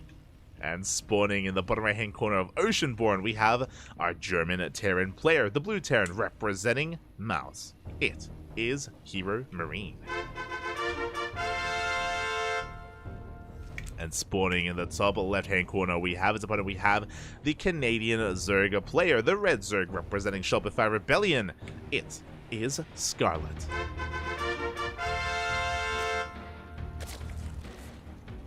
We go. Scarlet has been looking quite in form here in this matchup as well. We of course casted Scarlet in the most recent season of GSL, but a big part of that was, of course, for those who are unaware, Maru faced off against Scarlet. Scarlet was able to beat Maru, but a big reason for that was because Maru was all in. Like, if you remember that series and that night of StarCraft, Maru was just giga all in, going for a constant 8 racks play, 2 base all in on side Delta, if you remember. Like, Maru was playing insane. It was crazy what he was whipping out. And Scarlet was able to show off her defensive play and her defensive prowess in that series. But we'll see how Hero Marine approaches this, and we'll see what he brings to the table. So for now, Hatchgas full standard opener out of Scarlet. Likewise, we should be seeing a Rax expand out of Hero Marine as well. Now, we have seen Hero Marine go for 2 Rax openers and 2 Rax Reaper. This is something that some of the Europeans have adopted, and they mix in players like Clem, Spirit, and Hero Marine. They do mix in the Beyond opener from time to time, but they don't rely on it. So I'll keep my eye out for that, so we could see it at some point in this series. For now in Game 1 though, standard opener. Standard opener out of Hero Marine. SCV going to be moving out. And again, we'll just confirm the timing of the hatchery. It will move over to a 3rd base location. Reaper is on the way. It's going to be on Hero Marine to try and delay the 3rd if possible. And it's going to be on Scarlet to get it up and running. Yes, this is a really strong start for Hero Marine. So specifically on Oceanborn, it is very difficult to hold on to this southern base. So we will force that Gas Geyser. Scarlet can be forced elsewhere instead. Hero Marine forcing a big delay here on the 3rd. The drone comes out, but the SCV is still in position. Boys are being pulled. Lost mining time here. The Reaper does double back, and we do get on top of this drone once again. Oh, this is a really rough start for Scarlet. Lings, they move out across the map. It looks like Scarlet wants to get some counter damage done. There is a Marine in position, but we do get on top of the CC. Ooh, and we do just barely delay the CC. Good move here out of Scarlet. That will help in the overall delayed 3rd, but this is still such a late 3rd base. Finally, it gets thrown down. Oh my, oh, the juggling. As Hero Marine saves his 2nd worker.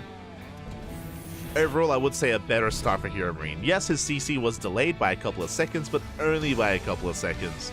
Meanwhile, this 3rd base from Scarlet, heavily delayed.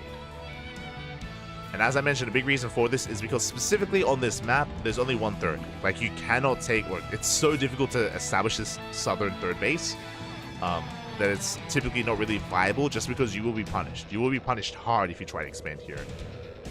So Hero Marine able to focus his attention. And delay. Behind this 3rd CC before starport, very economic follow-up from our Terran player. Should be into Banshee play, as we have the Tech Lab, and we are poised for an add-on swap. And there it is, we have our add-on swap on the way for Banshee play. Meanwhile, back at home, Scarlet is droning. Scarlet is behind, just because of the late 3rd. We have seen a lot of Zerg players double expand at this point to catch up.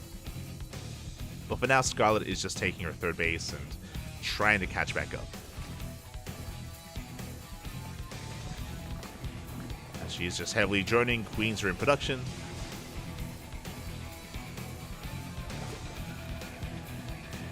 Hellions are rotating around, but the Queens are able to keep up. Able to force us back. We're going to be racing into +1 Carapace. Interesting. This is typically a response to 2-on-1, which is not what Hero Marine's going for. Hellions have been revealed. So an interesting choice here from Scarlet. Now we have been seeing a lot of Scarlet ZVT recently, and we have seen a lot of Mass Hydra out of Scarlet, which has been very interesting to see. With mixed success, very mixed success with Mass Hydra. Curious if she embraces that here. For now though, just amassing Queens and Lings. Hero Marine vying for map control and making sure that there is no fourth. Speaking of, fourth is now in production. Ooh, behind this, we are getting into mech. We have the second and third factory on the way. Cloak Banshees, of course, was our opener, but mech is going to be our follow-up.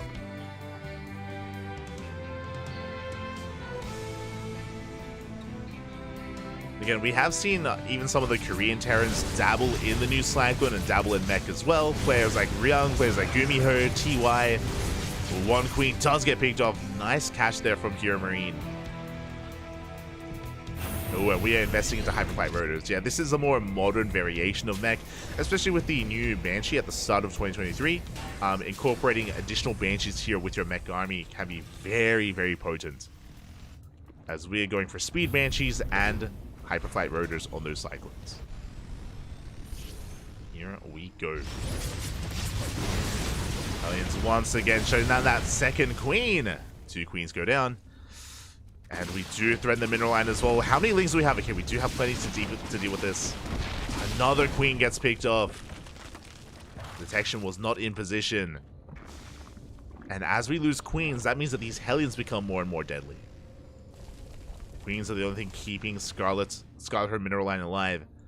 Zoning away a lot of those Hellions. We have +1 range on the way. We do not have a Roach Warren, which is, I think, a bit of an oversight from Scarlet, despite having the range upgrades. We are committed to Ling, Bane, Queen. That Roach is going to be a tough defense. We're going Ling Hydra, okay. Interesting. So Ling Hydra Viper used to be the way to deal with Battle Mech, but that was last patch. That was the last season. Here, against a more modern variation, I'm worried about how fragile Ling Hydra is. So here we go. Once again, we're being very active here out on the map. Third base is up and running. 4th CC is on the way. Economically, Scarlet is barely treading water. A lot of this is because of how late the 3rd and how late the 4th was. Because of the openers. Hero Marine's economy looking strong. Getting to 5 factories. Again, double armory, 1-1 on the way. Blue Flame, Mass Cyclone.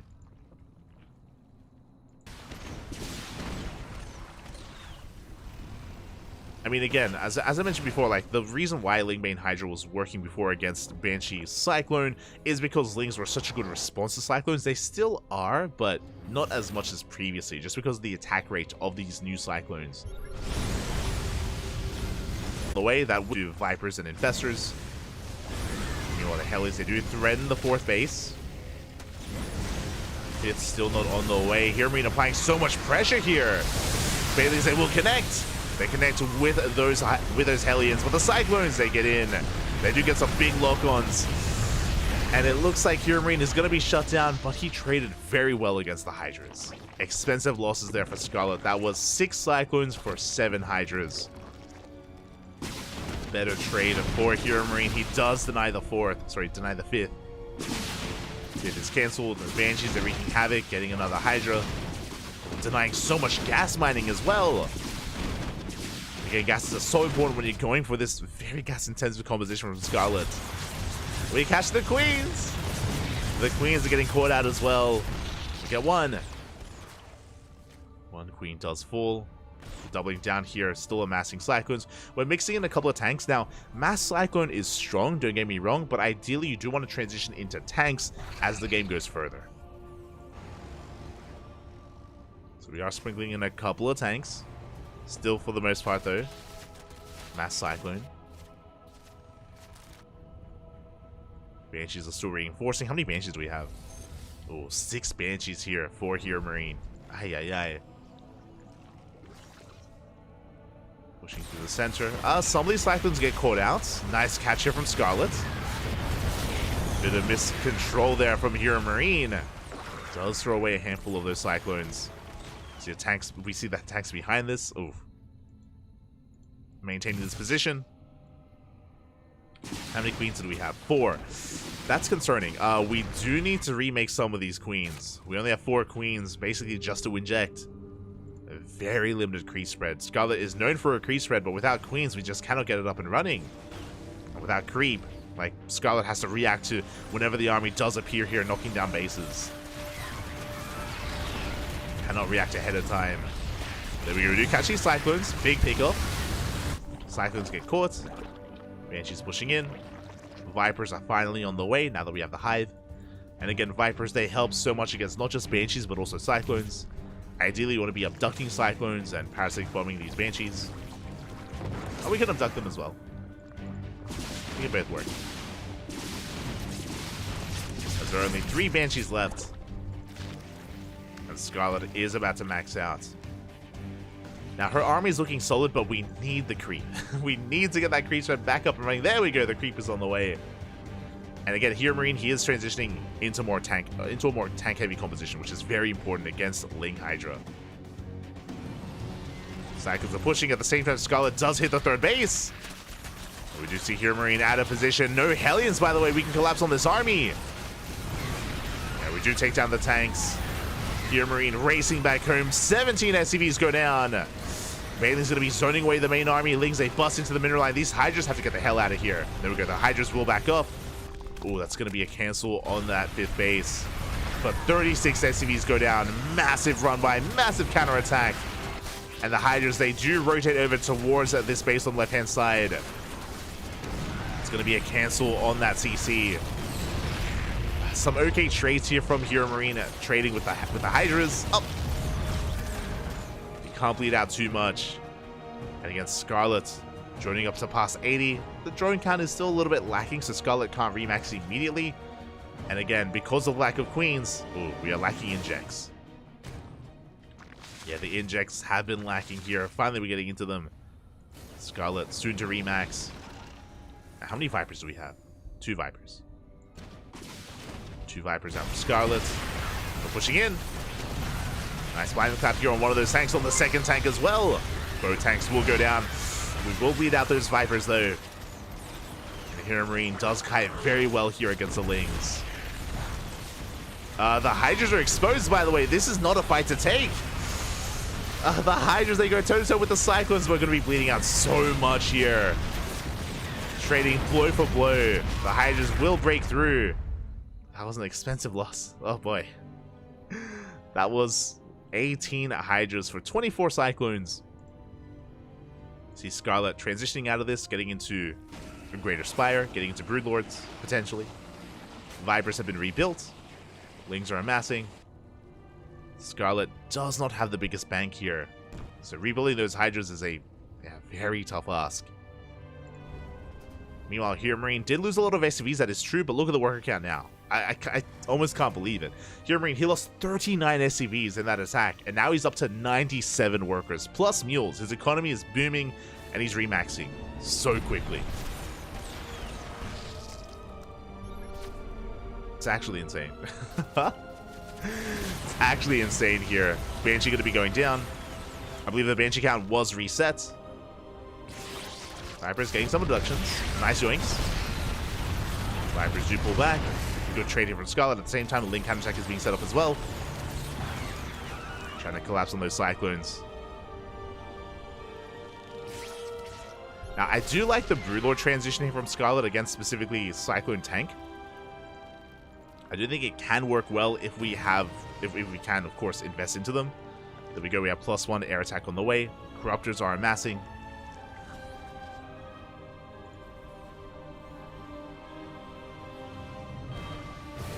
Once we get into Broodlords, though, they will need some support. Looks like we have found ourselves an orbital. Looks like it will go down, but can the Hydras escape, though? Orbital does float away. Does manage to float away. Good kiting here from Hero Marine, pulling back to those tanks. Yeah, tank volley's going to be going off, and this is not a trade that Scarlet can take. Not without those Vipers. Reinforcements are on the way. Once again, this was a good trade for Hero Marine. He shaves off so many Hydras. Finally, the Vipers do arrive. Hero Marine, he saves the base. He trades well. He lost 3 Cyclones. 3 Cyclones for 13 Hydras. Ay, ay, ay. That's how good the kiting was. Much better trade now that we have those Vipers. Good abductions. Nice catch here on the tank as well. Scarlet now has a sold economy up to 88 workers. Once again, has become to bleed out too much. As she's bleeding out Hydras, we are replacing them with Corruptors and Broodlords. They're on the way.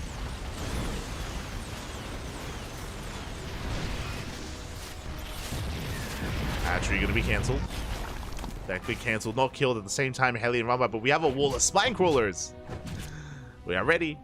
Hellions did not get in. Broodlords have arrived. How many Broodlords do we have? 3 Broodlords so far. We're still lacking here in the amount of Broodlords that we have. Oh, the scan does reveal. Big scout. A big scan from Hero Marine. Immediately he starts up a wave of Thors. Thors are on the way. Big lock-ons here on some of these Vipers. Broodlords doing what they can. Good abductions. Abductions overall. Yeah, the Broodlord's going to be able to force us back, but there's only 3 of them. Only 3 Broodlords, and we're just doubling down on anti-air. Thors, Vikings on the way. This is where pure Broodlord isn't good enough. We do need Infestors to support. Bungles, Neuroparasites. We do catch some of the tanks. Good pickups. Tanks will be going down. Expensive losses here for Hero Marine. At the same time, he's pushing towards these northern bases. He catches out these Hydras. Yeah, good way to counteract the Broodlords. Again, the Broodlords are so immobile. The Broodlords are trying to keep up. And the Cyclones, they have their way with the rest of the army. Catching Corruptors, catching Hydras. The Broodlords, we're getting there, though. We are catching up. And Hero Marine has to get the hell out of here.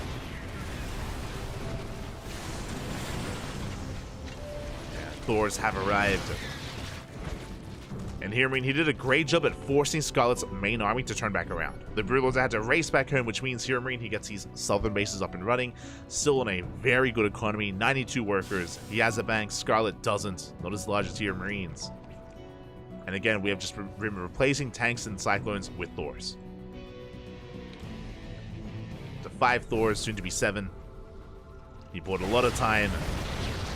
Vikings have arrived. Oh, where are the Corruptors, by the way? It looks like all the Corruptors were morphed into Broodlords. It's a little bit scary. We do need some anti-air. We have some Hydras, but they're not ideal. And the Vikings, they just bully back at those Broods. At the same time, bit of a tank run by. Looks like we may even get the base.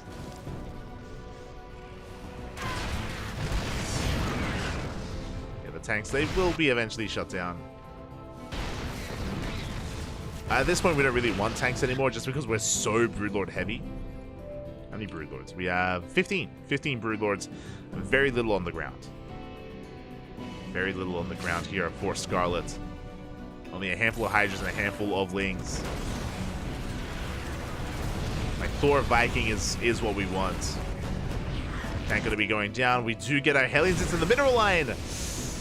Drones are falling. Scarlet taking a massive blow to our economy. The power bomb here on the Vikings, but what about the ground army? Nice blinding clouds. We're going 1, we're going 2 Thors. But we lost 16 workers across the map, and the base as well. We lost 2 bases. 2 hatcheries go down. Hero Marine maintaining his economic lead. Does pull back though, just to regroup, just to remax his army. Again, good trades with these Cyclones. We catch a couple of Corruptors that did stray too far forward.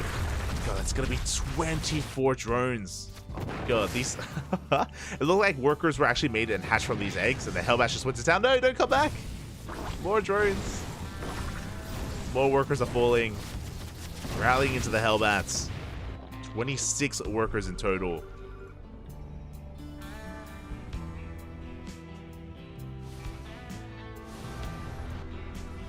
Coming in. We do have those infestors that we spoke about. Do we have Neural? We do. Neural is researched. We have 14 broods and 6 infestors in total. This is where Hero Marine needs ghosts. Like, Ghost Thor is kind of the late game that you want here. Even if you start off with mech, ghosts are so valuable to you. We got 31. The kill count getting higher and higher. This base is going to fall. We get a couple of SCVs though for our troubles. Not bad. It looks like we're throwing them away though. Yeah. Throwing away some workers, freeing up supply. I mean, Hero Marine, he had over 90 workers. He has to get rid of them. And now Hero Marine, he can go for a super maxed army. Fusion Core is on the way, another starport. It's going to be Lib Thor Ghost. Oh yeah, I mean, that's what we want to go for, Lib Thor Ghost. For now, still just Lib Thor. No Ghost yet. We see Hero Marine rotating around towards the left-hand side. He wants to catch these Hydras. And he will. He will catch the Hydras. They're going to be going down. Scarlet out of position again. Broodlords are so immobile. They rotate around. Alright guys, Hero Marine does back up.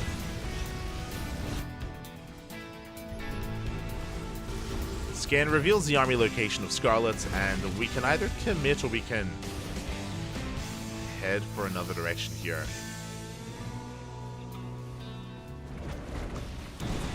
Doors are amassing, we're killing more SCVs.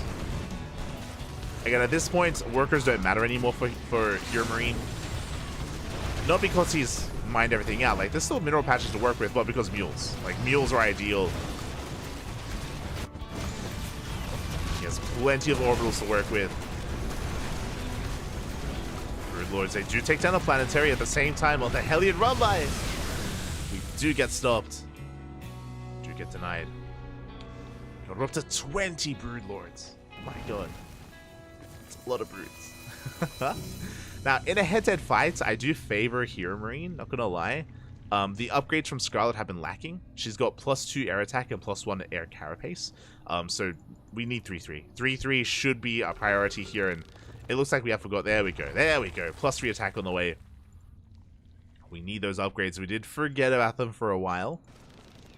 Scarlet gonna be pushing them forward.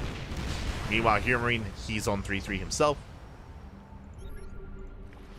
Scarlet needs a good angle of attack.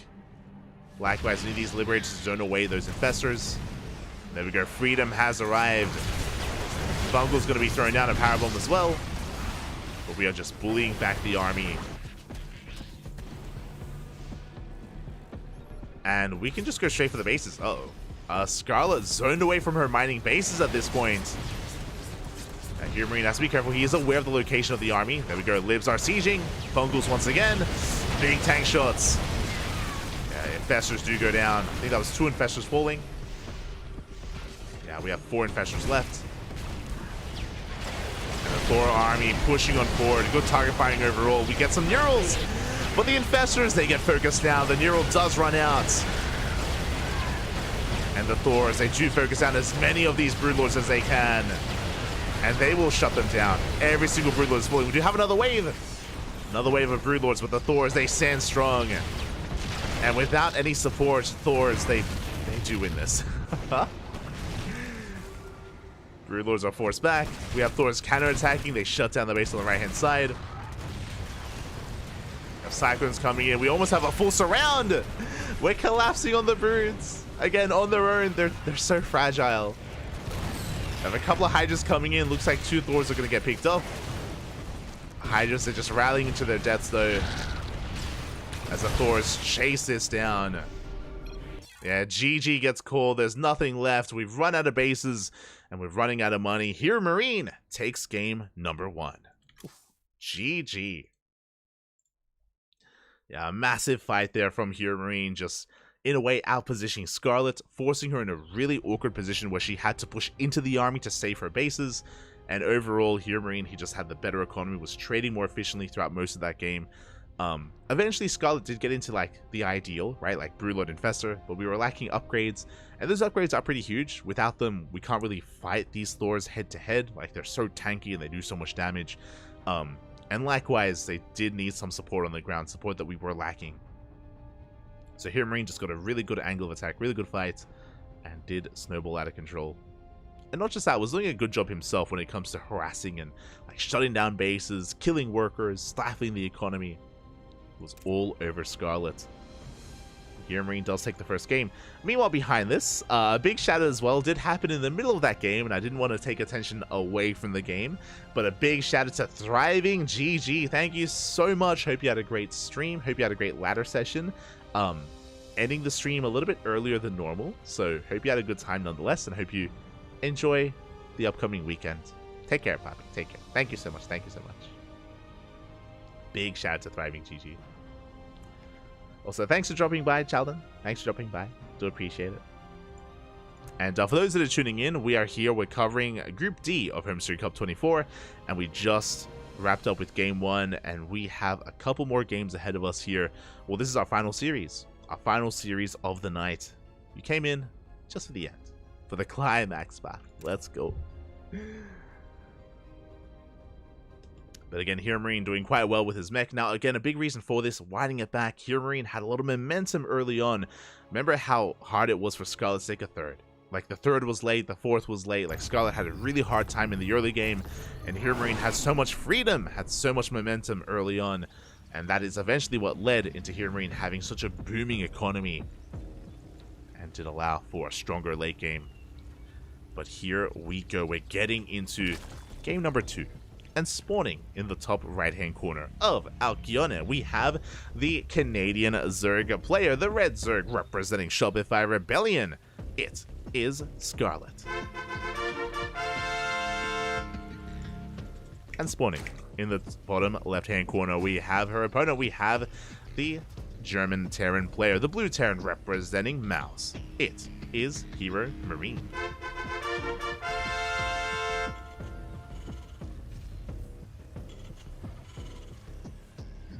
Go. Again, Hero Marine had a really strong early game that kind of did head into a stronger mid game and even late game as well. Did permeate, that's what I was looking for. Did permeate throughout the course of that game and did have quite an advantage here. Scarlet was on the back foot trying to recover for quite a lot of that. Did struggle to do so. But we'll see if we can fight back, if we can force an ace match. Personally, that's what I want. I want a game 3 between these two. I want us to go the distance. This is an interesting one, though. We're loading into Alkione. This is considered to be one of the more macro-oriented maps in the map pool. A lot easier here to get your natural, get your third base, get your fourth base up and running. It's a very defendable map. It would be a good map for something like mech. Now, not necessarily the aggressive, battle mech, Mass Cyclone style, but mech in general could be favored here on a map like this. Just to get into a solid 4-base setup here and get into a 5th and get into a long game, a macro game. And we'll see how Hero Marine approaches this, and we'll see how Scarlet stops this, if she can. Bearing in mind that there's also the goal base. The goal base can come into play, typically taken as a 4th base or a 5th base to help give a boost to whoever does decide to take it. Scarlet is going for the triangular third. Reaper is on the way, and this time Scarlet should be able to expand on location without too much issue. There we go. Hatchery is on the way. There was no SCV scout this game from Hero Marine. A big reason for this is because of the longer rushes and spike ground. It takes longer for the SCV to get across the map. It's typically not worth it. So do take off one of those drones, so one of those lings. Right? Do shave off a ling. Behind this, 3rd CC. It is going to be a 3rd CC before Starport. Very economic opener here out of Hero Marine. Very economic. Getting into his Marine here. Getting into his add-on swap. Oh, interesting. Okay, you have my attention. Game 1 was mech. Game 2 is going to be 3cc 211. You don't see this build too often. The reason for this is because you don't have a lot of Hellions. We're going to be making typically 4 Hellions in total, which is okay, but it's not really enough to threaten your opponent, and Scarlet should be able to spread creep and be pretty comfortable in the early game. As I say that, Reaper does slip in and does not get a drone. But yeah, the downside of this is that you make a couple of Hellions, but not too many, so you have a small presence on the map. Really, your opponent is free to drone and free to do whatever they want. until we hit into our stim timing. Like, the stim timing is going to be a big power spike for Hero Marine, but it takes a while. We're going to be waiting for stim, we're going to be waiting for the medevac and our 2 medevacs. Sorry, we're waiting for the starport and our 2 medevacs. There we go. Starport's on the way. Should be going for a reactor and an add-on swap. Now, as opposed to the standard 2-1-1, 2-1-1 hits a lot earlier. 3cc 2-1-1, because of the more economic build, this hits later, which is why the Zerg player has a lot of freedom to drone. And I assume that we would be going up to 4 Hellions. We even cut Hellion production at 2. So we have a very small presence on the map here for Hero Marine. Scarlet is pretty free to drone to our heart's content and to spread creep. And for the time being, we're droning quite hard. Now, of course, we have to know when to stop. We have to be aware of when that eventual medevac timing is coming, which will be at around the 5:30-ish mark. Till then, Scarlet is free to expand, take a 4th base, work towards double Evo chamber if need be. 2 medevacs are in production. We are still amassing those Marines. Scarlet, interesting, going lair first. So a bit of a safer follow-up here, going for a lair and a Bailey Nest. We're not rushing into fast upgrades, we're going into faster bailing speed. So a very safe way to follow up here from Scarlet. Not being as greedy as we otherwise could be. Respecting her opponents quite a bit. As there we go, as the 3rd is being taken, now we're going to be pushing out here with the double drone. As we mentioned, it is going to get across the map around the 5:30 mark. With a longer map, could take a little bit longer to get across the map as well. And finally, Hero Marine can be assertive here on Alkione. Up until this point, Scarlet has been free to spread creep and drone. But now we need an army. And Scarlet made an extra wave of drones. Doesn't have many links, by the way. This could cancel the 4th. Scarlet being distracted by the Reaper does get dragged out of position, and we do get on top of the hatchery. Big pickoff. We get 2 Overlords, and we should force a cancel. And Scarlet being a little bit too greedy was dragged out of position by that 1 Reaper. And Hero Marine having this build more than pay for itself. That should not have happened. Here we go. Now sim is done. We dive into the main. Lings are in position, but the Queens are nuts, and Lings on their own, they have a hard time trading, especially with this position here behind the mineral line. The other Lings, they cannot engage. We shut down 7 drones. This is becoming too much. Drop is forced back. The medevac. Ooh, big pickoff. We do get a full medevac. That is better. Suddenly things aren't so dire for Scarlet, but this is still a rough start. Like, 1 medevac is nice, full of Marines, but we still lost 7 drones, a lot of mining time. We lost the hatchery, delayed 4th base, which delays the production, delays the economy. Scarlet even supply blocked after losing those Overlords. 3 Overlords are on the way. Scarlet is struggling here in the early game. And behind this, Hero Marine getting into his 3rd, getting into his 4th. 4th CC is on the way. Getting up to 5 Raxes. Soon to be 2-2. Hero Marine, he's in control. After the opener, is very much so in control of this game. Scarlet isn't out of this, but she has some recovering to do. We need to trade well when it comes to shutting down these drops or going for a Lingbane run-by. The problem is, specifically on this map, it's so difficult to pull off run-bys here at the 3rd or the 4th base, so harassing isn't necessarily on the table. It's just going to be about the engagements. We have to spread as much creep as we can, make sure that we can have the best fight possible when Hero Marine eventually pushes out.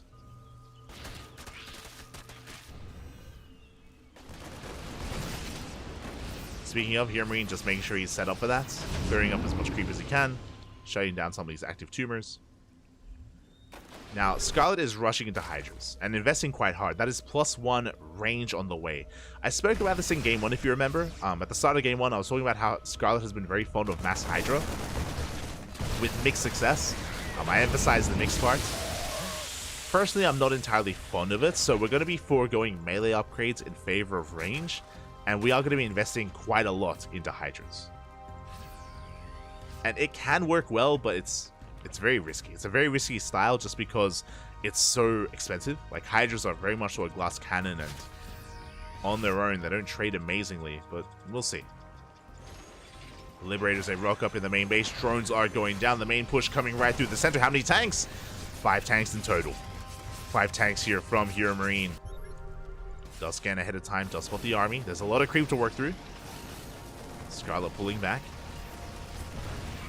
Yeah, Hero Marine, he has a comparable, if not better, economy than Scarlet at the moment. Has mules alongside his SCVs. 2 twos on the way. He will back off, which I think is a wise choice. Like, there's a lot of creep working against him here. Does hash with the queens. No, the queens, they get called out, and every single queen's going to be going down. A massive pick off here. One queen barely does not escape.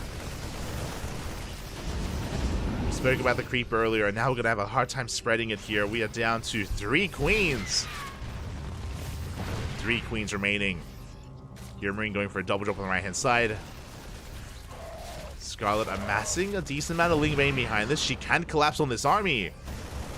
But she's being pulled apart. 3 workers go down, and we can snipe the hatchery again. At the same time, she's collapsing on top of the tanks. Tanks are going to be going down. They're so exposed. We can go for it. Send it.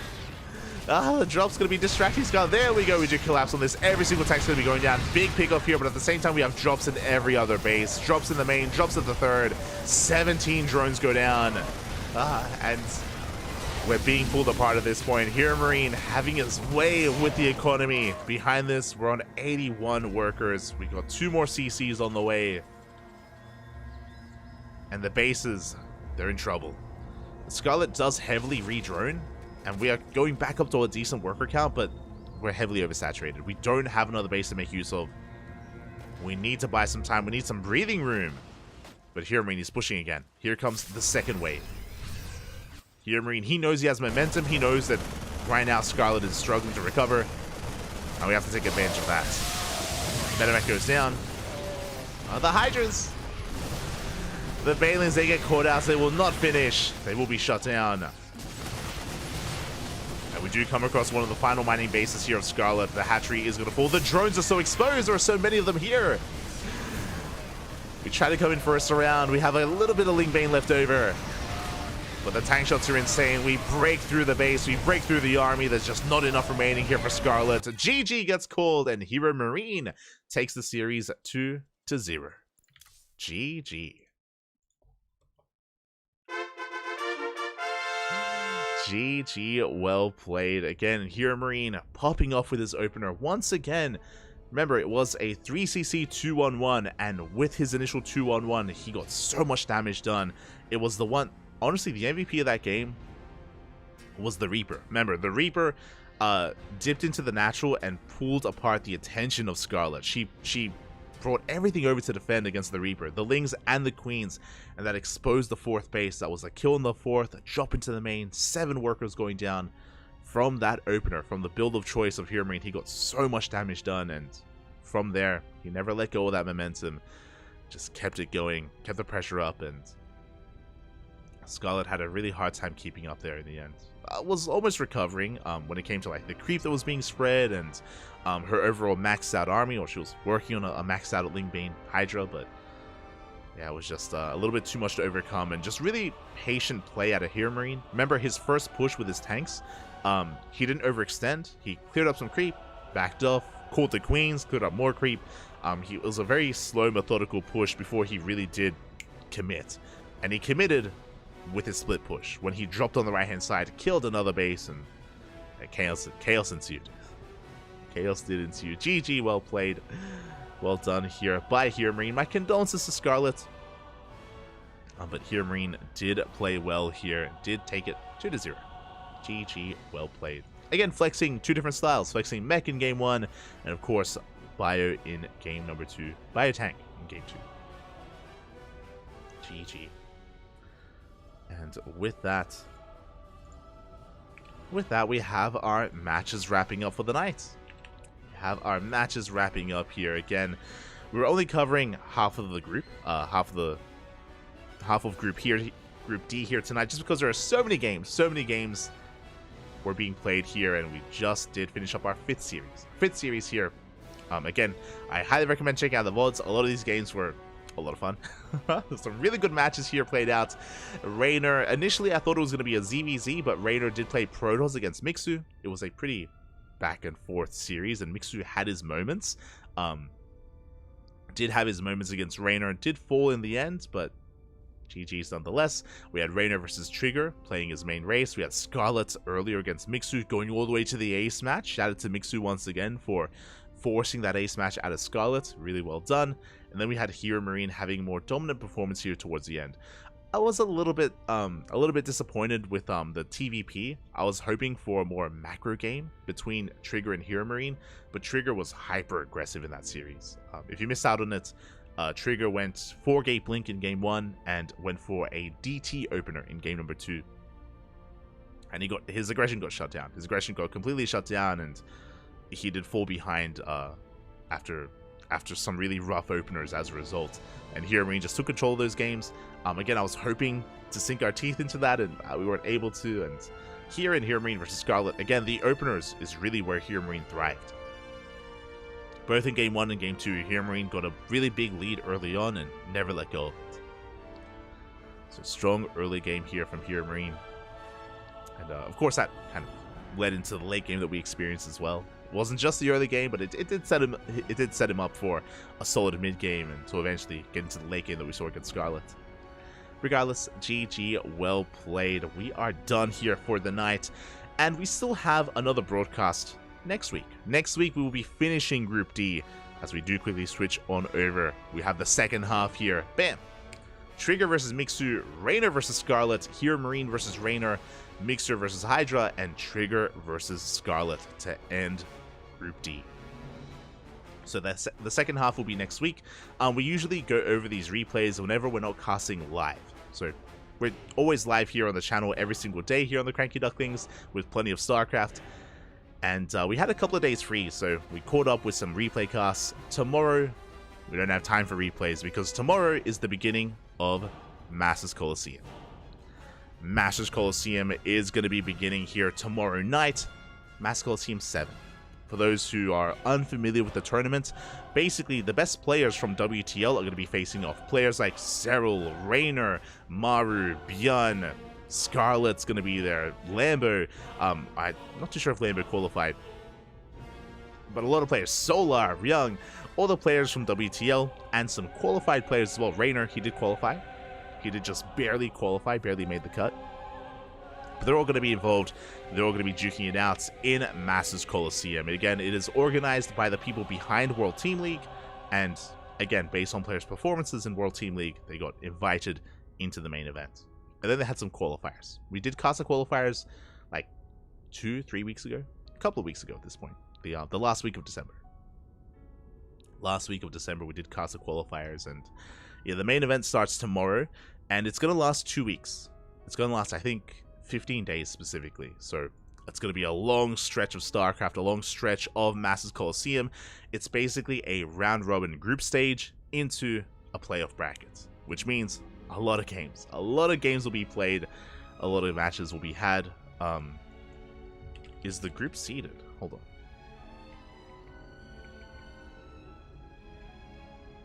Masters Coliseum. We can actually have a look together.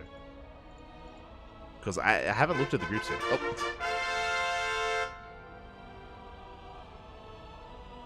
Oh my god. Did I say groups? I should have said group. A lot of StarCraft going on. Catching up with the chat. Stellar commentary is always Mr. CranKy. Gracias. Gracias, man. Did Hero Marine mech in game 1 too? He meched in game 1, he buyed in game 2. But yes, he did mech in game 1. But let's have a look at the upcoming bracket here. Bam. Here we go. So, I was a little bit caught off guard. Master Coliseum 6 did have a group stage. This technically has a group stage. Master Coliseum 7, but it's one big group. One big group. Let's go. We have Dark, Oliveira, Solar, Classic, Cyril, Raynor, Cure, Trigger, Bjorn, Shin, Hero, Bunny, Max, Fax, Firefly, Clem, and Maru. Oh boy, it is going to be a Swiss group, a massive group here full of all these high quality players. They're all going to be duking it out in the Swiss format. And you can see here in 22 hours time, these are best of, are they best of 3s or best of 5s? Best of 3. Okay, thank God. All matches are best of 3s in the group stage. So there we go. So this is what we're going to be casting live tomorrow. It's going to be Dark versus Oliveira, Solar versus Classic, Cell versus Rainer, and Cure versus Trigger. So some very high quality matches. And then the day after will be these matches, then the day after, then the day after, then the day after. Again, I mentioned 15 days. 15 days of StarCraft to go through all of the group, and then to go through all of the playoffs. Every single game is casted. Every single match is cast. We're not skipping anything. There's no like B stream. There aren't multiple matches happening at once. Nope. One after the other. We will cast everything. And eventually leads into this playoff group as well, where we lose half the players. The other half does get seeded in, and we have to play through all the upper bracket, the lower bracket. A lot of StarCraft. A lot of StarCraft starting from tomorrow. So that is what we're going to be featuring here on the channel. Not just Master Coliseum, but there's also KSL, there's also the ESL Open Cups, Kung Fu Cup when, that's on hiatus, but Christmas Cup, that's it, that's what I was thinking of. Christmas Cup is over the weekend. A lot of StarCraft. A lot of matches to be had, as always here on the CranKy Ducklings. So stay tuned. Mark your calendars and stick around, you know, hit that follow button if you're interested, if you enjoyed the casting, and if you want some more of this lovely StarCraft action. And follow us here on Twitch, on YouTube, Twitter, Facebook, Instagram. You can join our Discord server. Plenty of places to follow us. The place to be. Exclamation mark socials in the chat. So yeah, with that, thank you so much. Thanks so much for watching. Thanks so much for your support as well. Bit of a shorter broadcast today, just 3.5 hours, and we'll be back tomorrow with day 1 of Masters Coliseum 7. That's a lot of matches. So tune in, Bobby. Tune in. It's gonna be a great time. It's gonna be amazing. It's gonna be beautiful. Otherwise, thank you so much for watching, and we'll see you guys next time. Till then, hasta luego. Bye. Hasta luego.